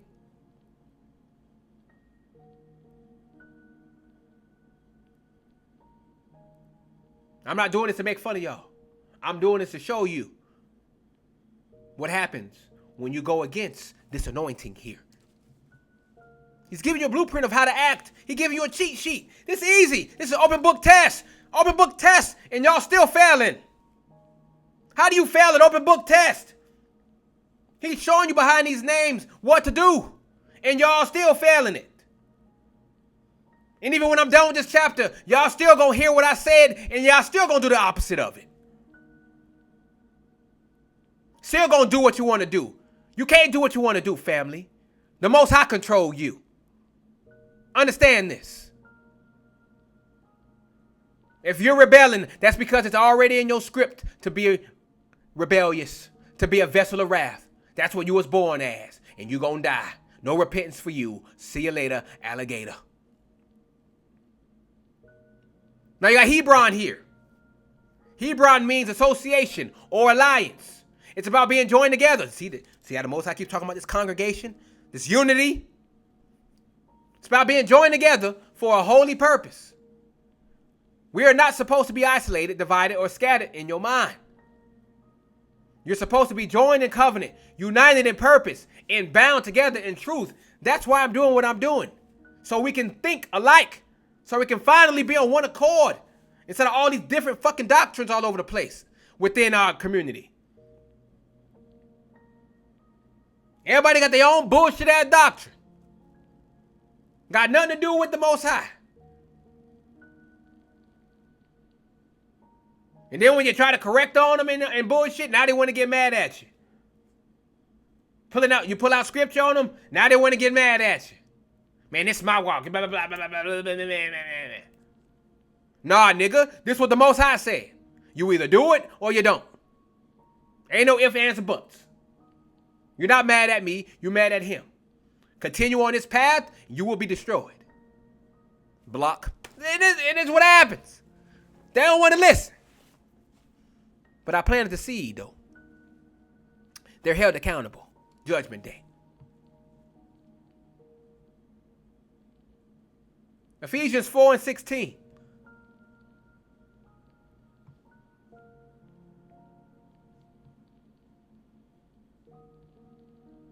From whom the whole body fitly joined together and compacted by that which every joint supplieth, according to the effectual working in the measure of every part, maketh the increase of the body unto the edifying of itself in love.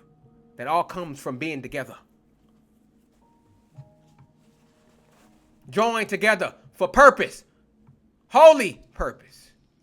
And now you got Uziel. Uziel means Yah is my strength. Your strength ain't in your numbers, family, your weapons, your money, or your alliances with these heathen. Your only strength is the Most High. When you lean on him, you are unstoppable. When you lean on yourself, you are finished. Diddy. The rest of you coons who gonna be next. Diddy just a warning shot.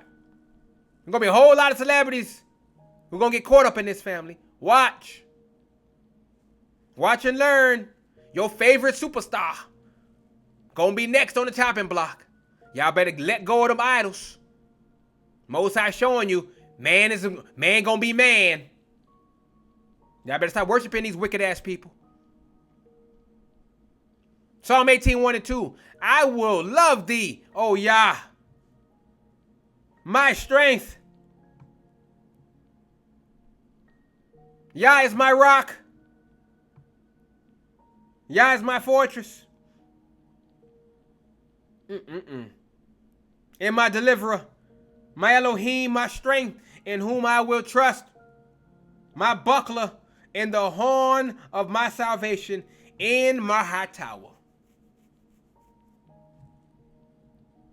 That's who he is. And now you got Merari. We already told you about the bitterness for him.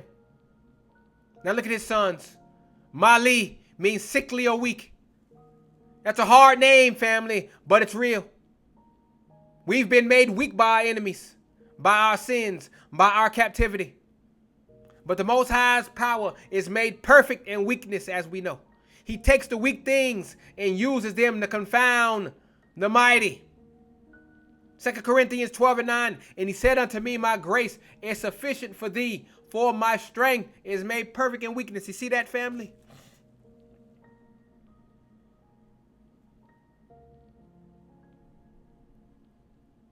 He's using your weakness to show these nations who he is. Embrace it. Now we got mushy. Means sensitive or drawn out. We're supposed to be sensitive to the Most High Spirit. Quick to repent. Quick to obey. Don't be hard-hearted like Pharaoh. Be soft. Be teachable. Be ready to move when the Most High calls. This is something a lot of our people struggle with. When you try to teach them something, they harden their heart, like Pharaoh. They become unteachable. They become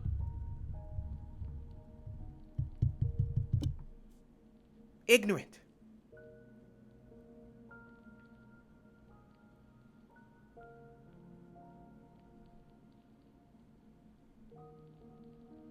Psalm 51:17. The sacrifices of Yah are of a broken spirit, a broken and contrite heart. O Yah, thou wilt not despise. Broken and contrite heart, family, not a puffed up heart. Some of y'all hearts are puffed up. Like a hot air balloon up in there. Puffed up. Not teachable whatsoever, and you're wondering why your life is shit.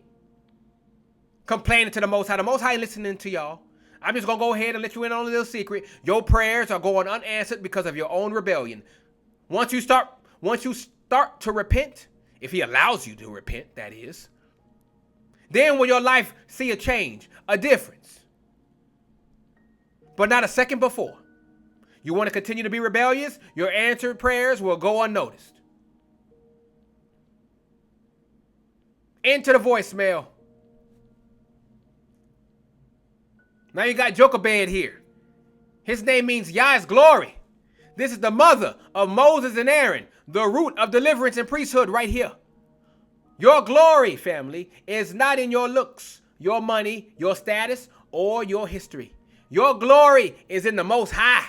When you let him be your glory, he will raise up deliverers and priests from your house. Look at that. Look at that blueprint right there.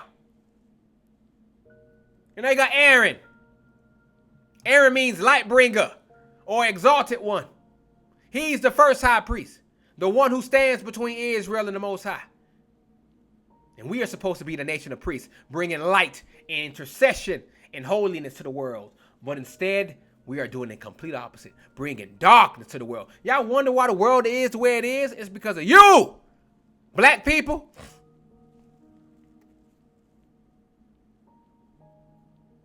The world is evil because of you. You're damn right. I'm putting the mirror up to y'all now. It's evil and wicked because of you. You were supposed to be the righteous ones on the earth. But you sinned.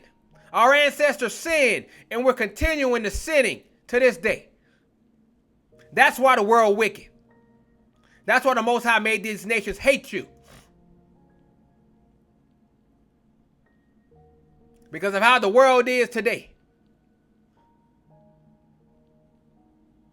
And Moses means drawn out, because he was drawn out of the water, out of death, out of Egypt.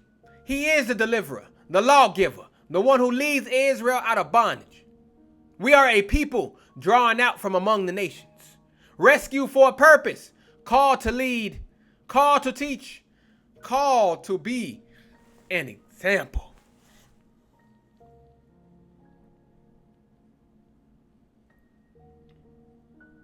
So look at this summary here of the priestly line.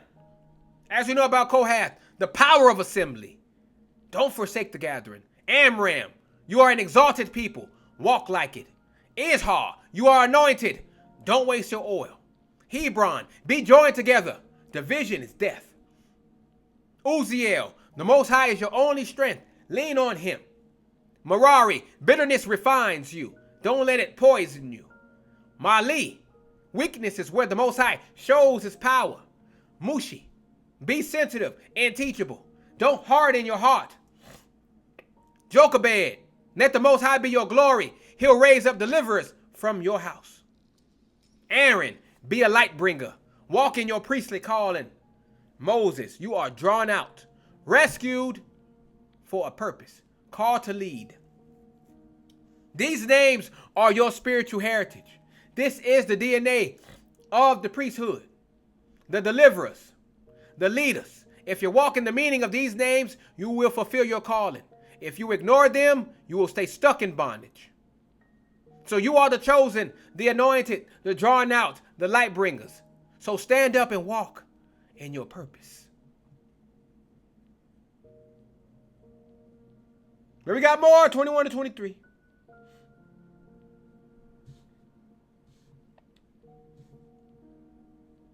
And the sons of Izhar, Korah, and Nepheg, and Zikri, and the sons of Uziel, Mishael, and Elzaphan, and Zithri. And Aaron took him Elisheba, daughter of Aminadab, sister of Nashon, to wife. And she bare him Nadab, and Abihu, Eleazar, and Ithamar.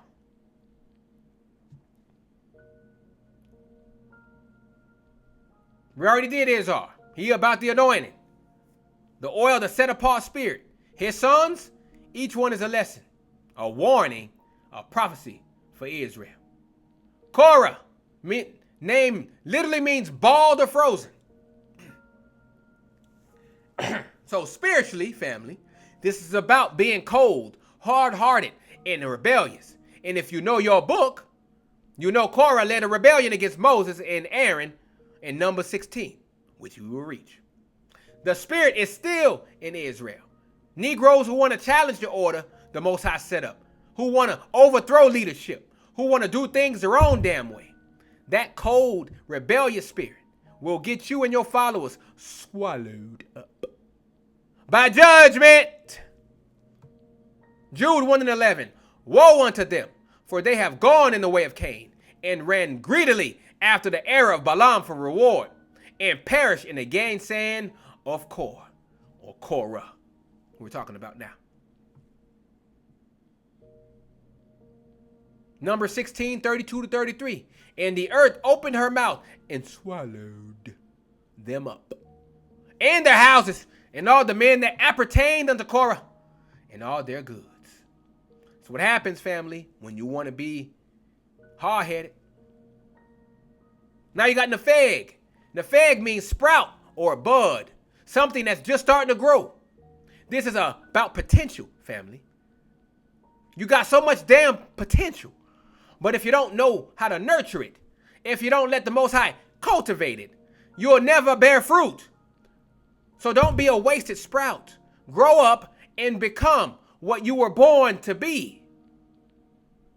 Like this sprout here, Isaiah 11 and 1. And there shall come forth a rod out of the stem of Jesse, and a branch shall grow out of his roots. Talking about Yahushua HaMashiach. That's how we walk. In the ways he walked. This is how you will bear fruit, family. Now you got Zikri, which means remembered by the Most High. You might feel forgotten today, overlooked, invisible, but the Most High remembers his people. He remembers his promises, his covenant, his mercy. Don't let your circumstances make you forget that you are always on his mind. Malachi 3:16. Then they that feared Yah spake often to one another, and Yah hearkened and heard it, and a book of remembrance was written before him for them that feared Yah, and that thought upon his name. That's how you're supposed to be. When you follow the Most High Yah,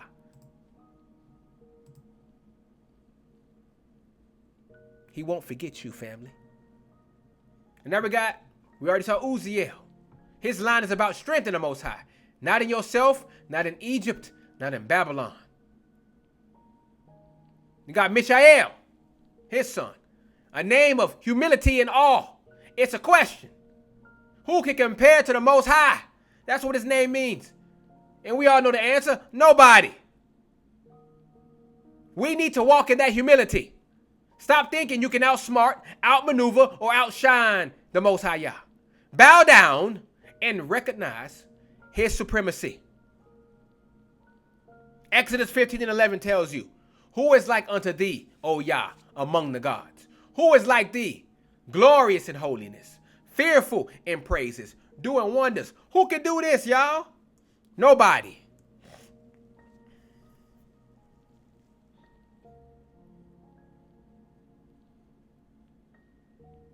So humble down and cut it out with this damn pride. Because this pride makes y'all not teachable. Can't teach somebody who think they know everything. You can't teach somebody who think they shit don't stink.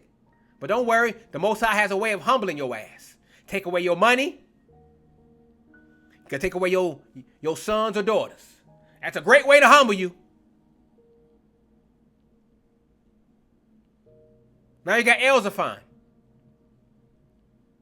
Elzaphan means God has hidden or, or protected. So the Most High knows how to hide his people, to protect them from judgment, to preserve a remnant, even in the midst of destruction. You might feel hidden, overlooked, but you are being preserved for a purpose, family. Psalm 27 and 5, for in the time of trouble, he shall hide me in his pavilion.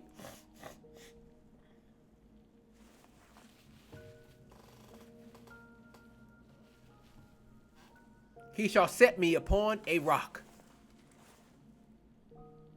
He hiding y'all right now.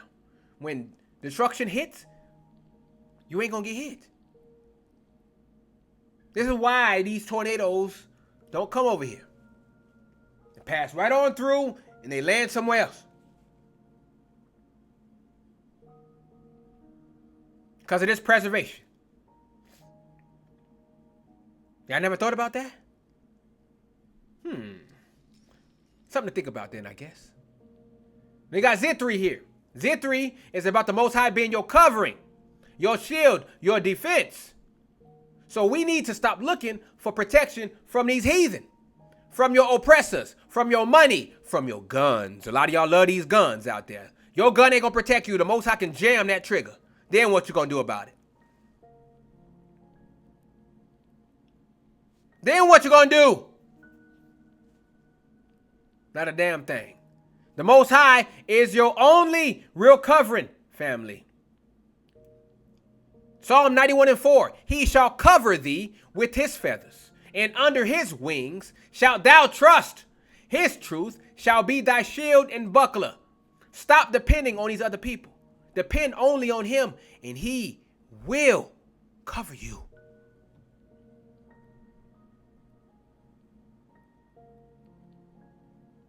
We already went through Aaron. Elisheba here is about the Most High's faithfulness. His name means God is my oath. God is my promise. My God is sworn. He keeps his word. He keeps his promises. We are married to the Most High by covenant, and he will not break his oath. Even when you are faithless, he remains faithful.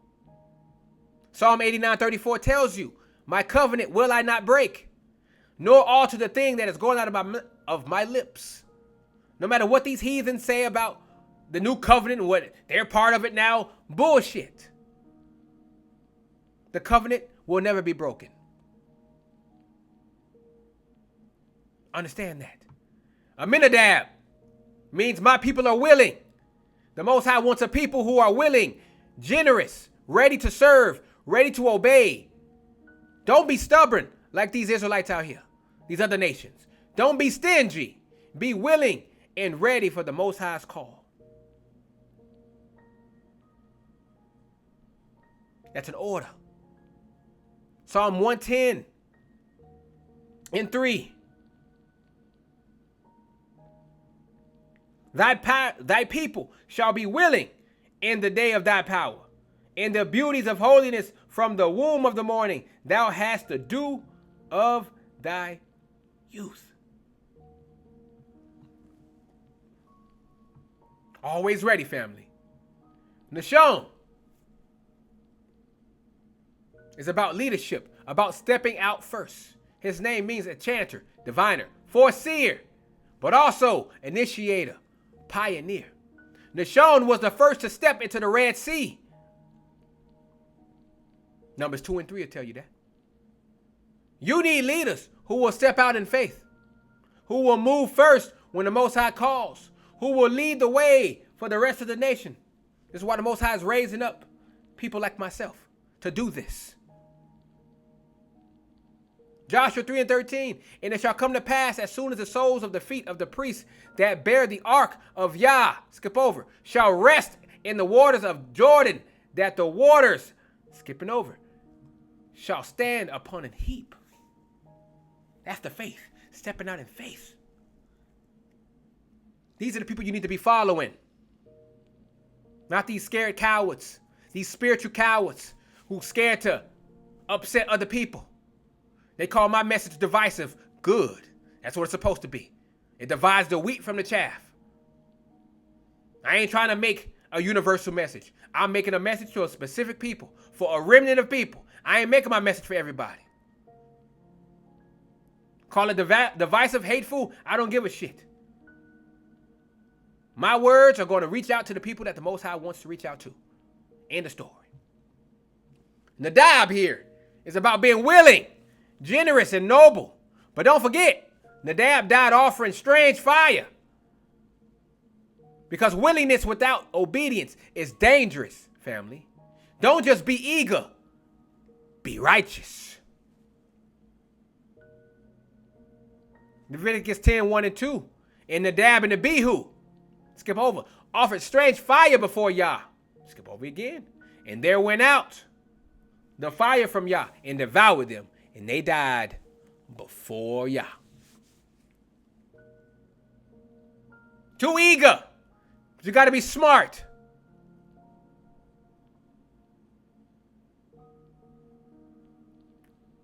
Or else you jumping into the fire with no protection.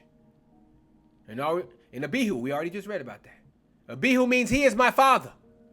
Why? Because your identity is rooted in the Most High being your father. But familiarity breeds contempt. Abihu died with Nadab because he disrespected the Most High's holiness. Don't take your father for granted like a lot of y'all do. Y'all think he's some damn genie that you can rub and ask wishes for. Like you think y'all's a cosmic vending machine. Press a button and here comes your blessing. Taking y'all for granted. He will kill you. I'm trying to warn y'all. When y'all end up in the obituary or on a t-shirt, don't say I ain't warn you. We got Eleazar here. Means God has helped. We're only standing, family, because the Most High helped us. Don't forget who brought you out, who keeps you, who empowers you. Give him the glory. Psalm 121:2. My help cometh from Yah, which made heaven and earth. Y'all hear that? It ain't coming from the nations. So stop asking them for reparations. Stop asking them for justice. It ain't coming from them. It's only going to come from Yah when he break these nations into pieces. That's when your reparations is going to come. That's when your justice is going to come. And not a moment before. So wake your ass up and get back in this book and stop asking these heathen for help. They ain't going to give it to you. The Most High put it on their heart for them not to do that. It's not in their operating system.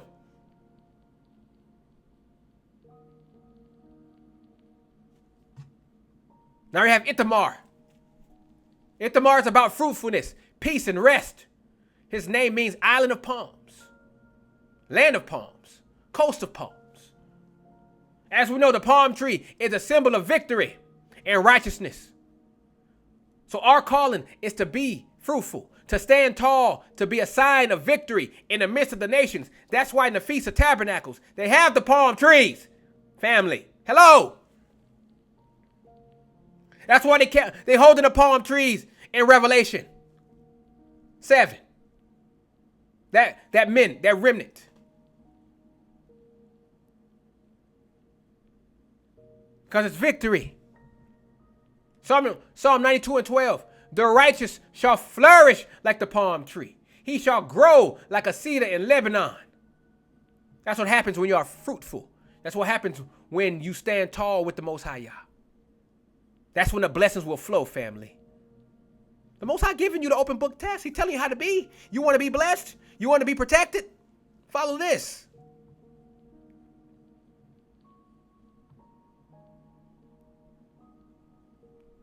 The priestly families. Look at this whole summary. Korah, beware the cold, rebellious spirit. Don't challenge the order of the Most High. Nepheg, nurture your potential. Don't die as a wasted sprout. Zikri, the Most High remembers you. Never forget that. Mishael, walk in humility. Nobody compares to the Most High. Elzaphan, the Most High hides and protects his own. Trust in his covering. Zithri, the Most High is your shield. Stop looking for protection elsewhere. Elisheba, the Most High keeps his promises. Trust his oath. Aminadab, be willing and generous. Don't be stubborn or stingy. Nashon, be a pioneer. Step out of faith. Lead the way. Nadab and Abihu, willingness without righteousness is deadly. Fear the Most High. Eleazar, the Most High is your help. Give him all the glory. Ithamar, flourish like the palm. Be fruitful. Stand tall. Walk in victory. Your family tree is a prophecy, family. Walk in it or get cut out. And the last of these names, 24:25.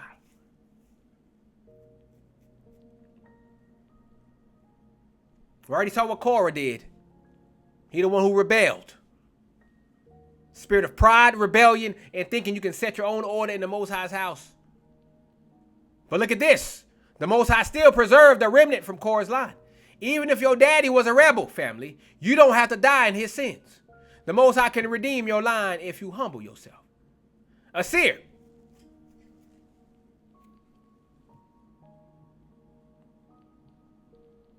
In Elkanah, in Abiasaph. These are the families of the Korhites.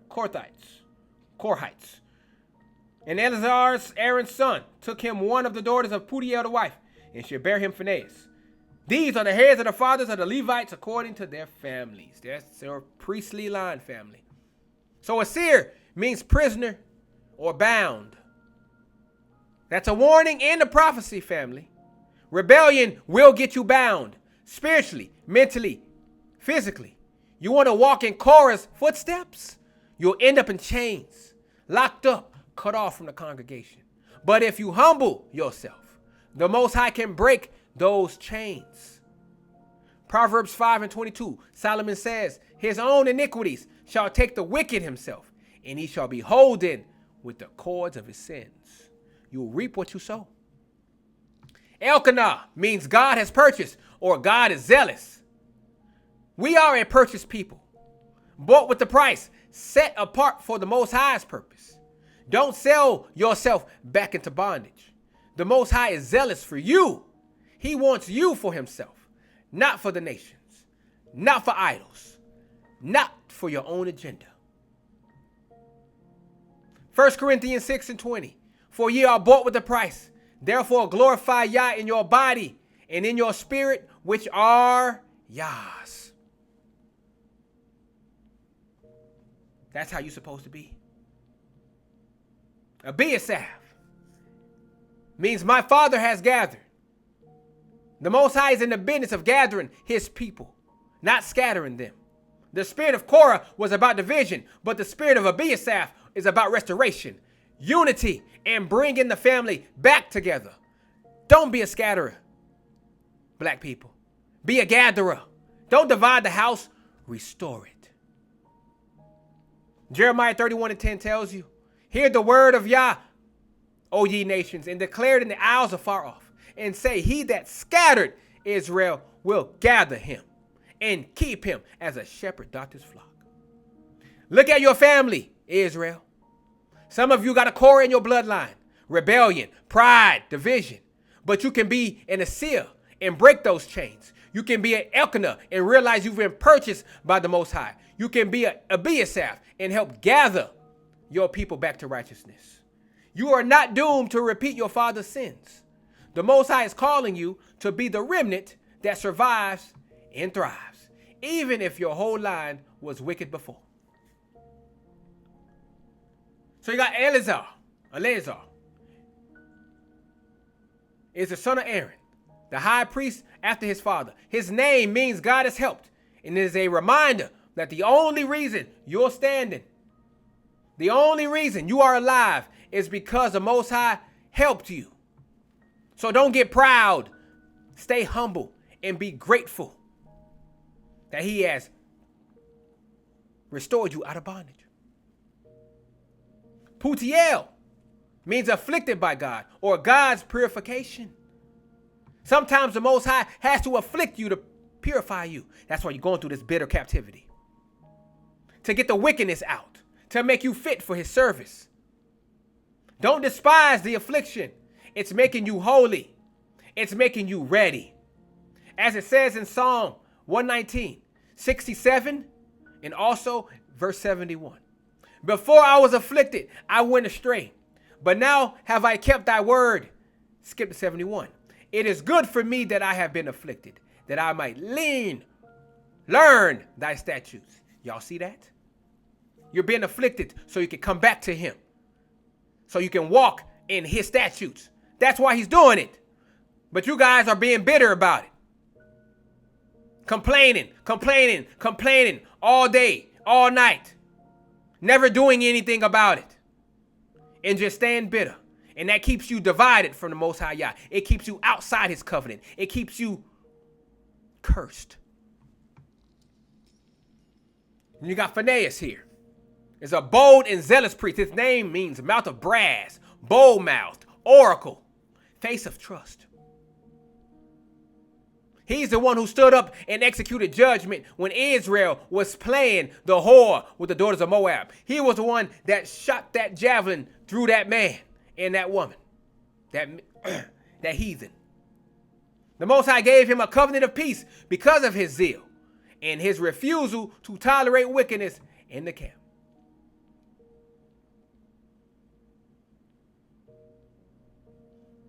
We need some Phinehas in our house.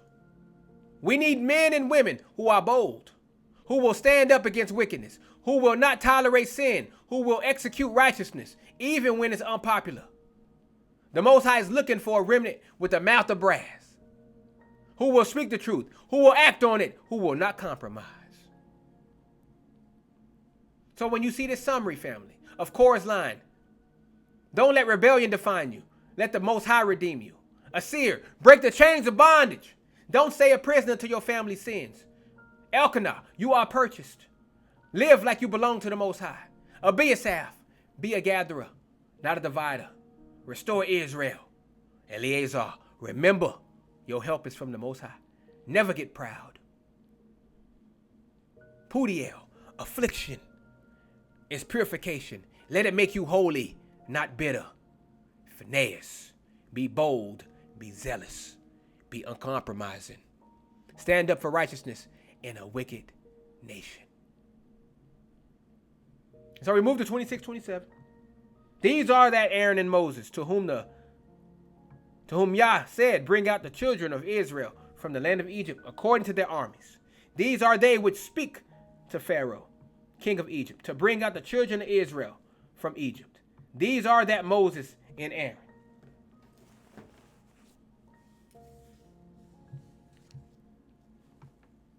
So the Most High is putting a spotlight on Aaron and Moses, not just as random dudes, but as chosen instruments to bring Israel out of Egypt. He's not dealing with just anybody. He's dealing with the sons of Amram, the line of Levi, the priestly bloodline. This ain't no open cast and call, people. The Most High is specific, deliberate, and precise about who he uses to deliver his people. Deliverance comes through chosen vessels. The Most High don't use everybody. He uses those he's prepared, those he's called, those who come from the right line, those who are obedient to his voice. Moses and Aaron were set apart from birth for this mission. You want to be used by the Most High? You better check your bloodline, check your obedience, and check your purpose. He chose them, family. Hebrews 5:4. And no man taketh this honor unto himself, but he that is called of Yah, as was Aaron. Chose them, family. According to their armies here. Now don't miss this. He said, bring out the children of Israel from the land of Egypt according to their armies. That means Israel wasn't just a ragtag group of slaves like they try to tell you. They were an organized nation, a disciplined people, a spiritual army. The Most High sees you as a nation of warriors, not victims, not some soft-ass Negroes. You are supposed to be organized, ready, and moving as one unit under his command.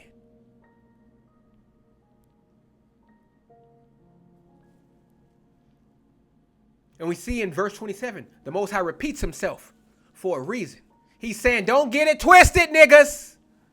These are the ones who stood before Pharaoh.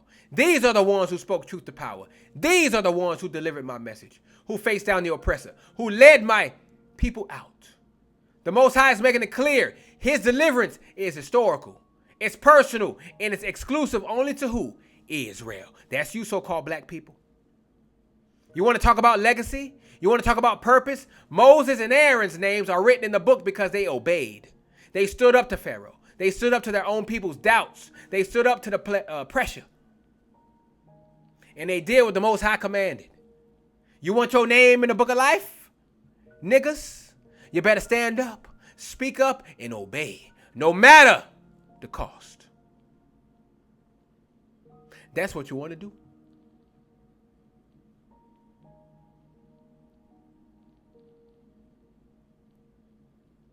Some of y'all are waiting for deliverance out there today. But you don't want to be the one who stands up to Pharaoh. You want somebody else to do the work, to take the risk, to speak the truth. But the Most High is calling you, Israel. He's calling you to be the Moses, the Aaron, the one who stands up, who speaks out, who leads your people out of spiritual Egypt. You can't be scared. You can't be lazy. You can't be silent. Because the Most High is looking for those who will obey, who will stand, who will deliver his message, no matter how hard it gets. And we finish up 28 to 30. And it came to pass on the day when Yah spake unto Moses in the land of Egypt, that Yah spake unto Moses, saying, I am Yah. Speak thou unto Pharaoh, king of Egypt, all that I say unto thee.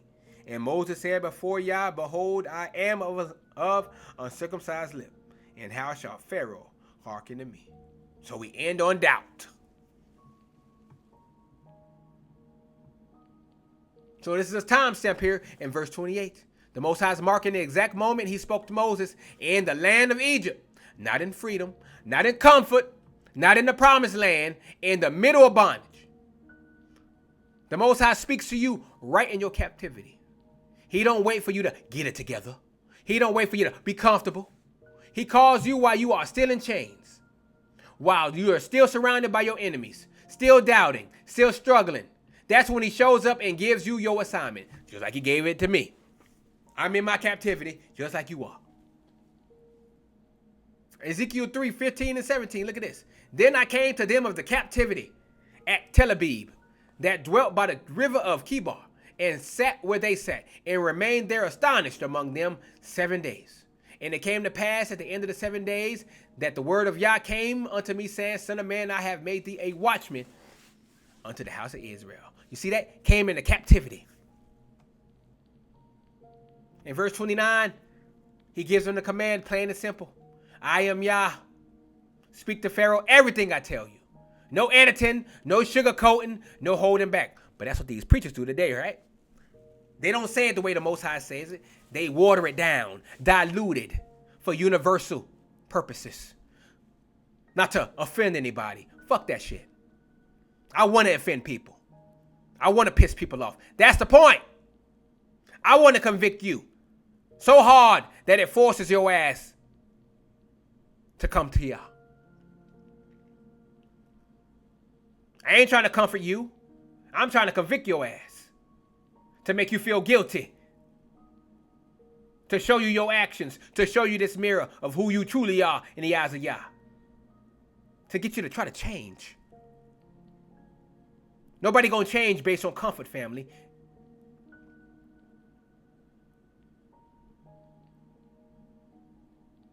When the Most High gives you a word, you don't water it down for Pharaoh, for your boss, for your family, for your pastor, for nobody. You speak it exactly as he gave it to you. That's obedience. That's faith. That's what separates the true prophets from the sellouts.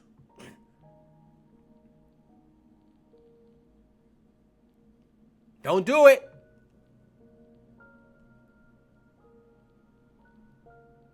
In verse 30, Moses with the excuses. I can't speak right now. I'm not qualified. Pharaoh ain't gonna listen to me. How many times you gonna tell the Most High you're not good enough, family? How many times you gonna let your insecurities, your trauma, your brokenness keep you from purpose? The Most High didn't ask for your resume. He didn't ask for your credentials. He asked for your obedience. Uncircumcised lips means unclean, unworthy, not fit for the job. But the Most High loves using the unqualified to do the impossible. That's why when I go up against these so-called educated people, what degree you got? What degree you got? What's your education in? I got a degree in theology. I got a master's. Blah, blah, blah, blah, blah, blah, blah. And yet, he's using somebody who don't got that to confound your stupid ass. How does that make you feel? He gets the glory, not you. If you could do it on your own, you wouldn't need him. But when he uses the weak, the stutters, the nobodies, then the world knows it's the Most High's power, not yours.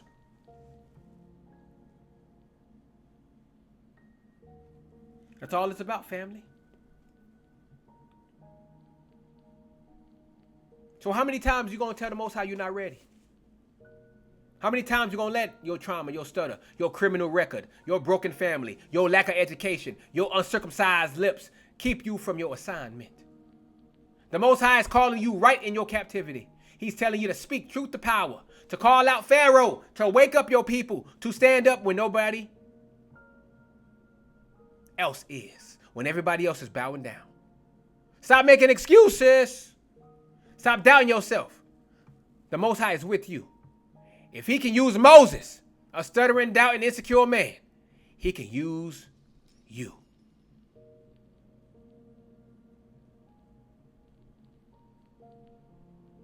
So the Most High just dragged your ass through your own genealogy, family, your own spiritual DNA, and showed you the roots of your calling, your purpose, and your damn excuses. He showed you that deliverance ain't coming through strangers, through the nations, or through some watered down universalist doctrine they preaching today.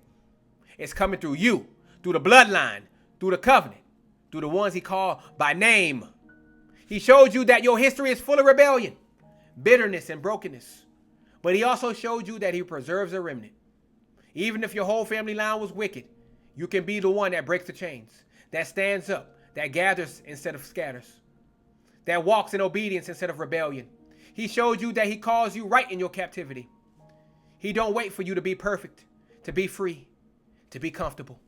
He calls you while you're still in Egypt, while you're still surrounded by Pharaoh, while you're still doubting yourself. And he don't want your excuses. He wants your obedience. He reminded you that when he gives you a word, you speak it exactly as he gave it. No compromise, no sugarcoat, no fear of Pharaoh, no fear of your own people's rejection. You speak what he says, and you let the Most High handle the rest. He showed you that Moses and Aaron weren't superheroes. They were flawed, doubting, stuttering men, but they were chosen and they obeyed. That's why their names are written in the book, and that's why Israel got delivered. You want your name in the book? You better start obeying, no matter how unqualified you feel. Now you better brace yourself, because as we step into Exodus 7 next week, the Most High is about to turn up the heat. He's about to show you what happens when you obey and stand before Pharaoh. He's about to unleash plagues, judgments, and signs that shake the whole damn empire. He's about to show you that deliverance don't come easy. There's a war coming, a spiritual showdown between the Most High and the gods of Egypt.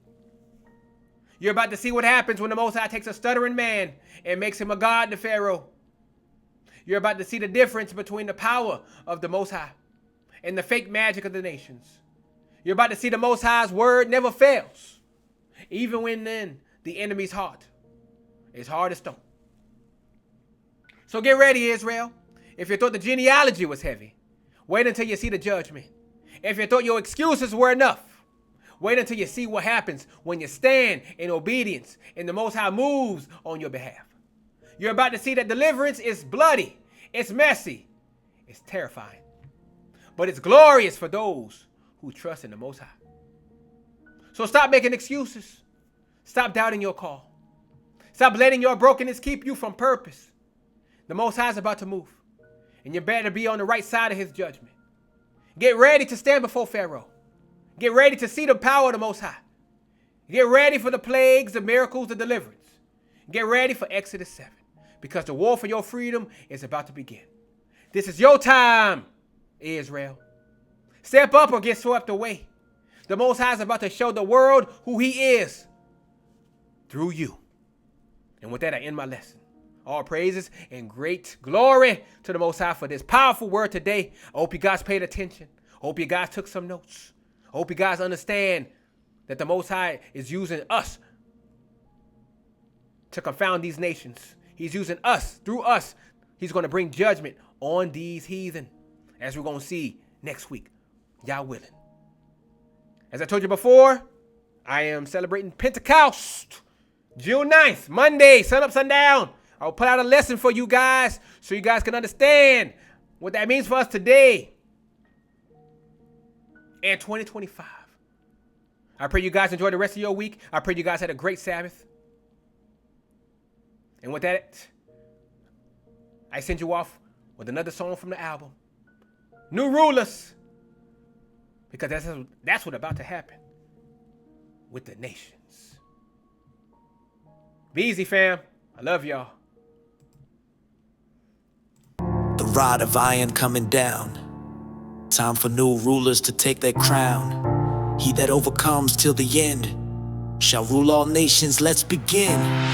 From the bottom straight to the top, from the slaves to the cream of the crop, from the prison to the palace throne, just like Joseph now we own.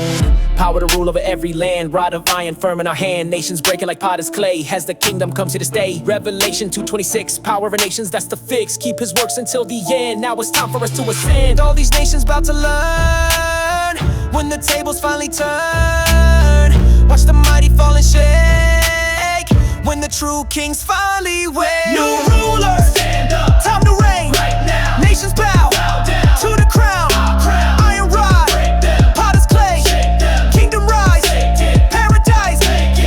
Tables turning, watch the switch, from the bottom to the top that's rich. Every knee bowing to the king, while his chosen people sing. No more serving in the lands, now they fall into our commands. Prophecy fulfilled at last, chains of bondage in the past. David's throne restored again, Christ in Israel about to reign. From Jerusalem to the seas, nations falling to their knees. Every crown they took from us returning through the righteous judge. Time to pay for what they stole when our kingdom takes control. He that overcomes and keeps my works shall have power over all the earth, just like our King promised me. Now we're ruling from sea to sea. Every nation under our feet, every kingdom tasting defeat. Psalms 2:8 coming alive as the kingdom starts to arrive. No more begging for our rights, now we ruling day and night. Every tongue confessing true that the chosen ones are who? Israel rising to the throne, taking back what's ours to own. Following the King of Kings while the victory bell rings. Time to rule with righteous hands over all these foreign lands. Written since the ancient days, now we set this world ablaze. New rulers, time to reign, nations bow to the crown, iron rod, potter's clay, kingdom rise, paradise. Watch them fall, hear them call, feel the power, kingdom shower, prophecy, everything, Israel's kingdom. From the slums to the highest peak, from the weak to the ones they seek, from the bottom of society to the rulers of eternity. Every promise coming true as we rise up with the crew, following Messiah's lead while the nations start to plead. This ain't boasting, this is fact. Prophecy been sealed intact since the days of Daniel's sight. Now we stepping into light, written in the ancient scrolls, how the kingdom would unfold. Every word now manifest as the chosen pass their test. The kingdoms of this world are become the kingdoms of our Lord and of his Christ, and he shall reign forever with his chosen at his side. New rulers rise.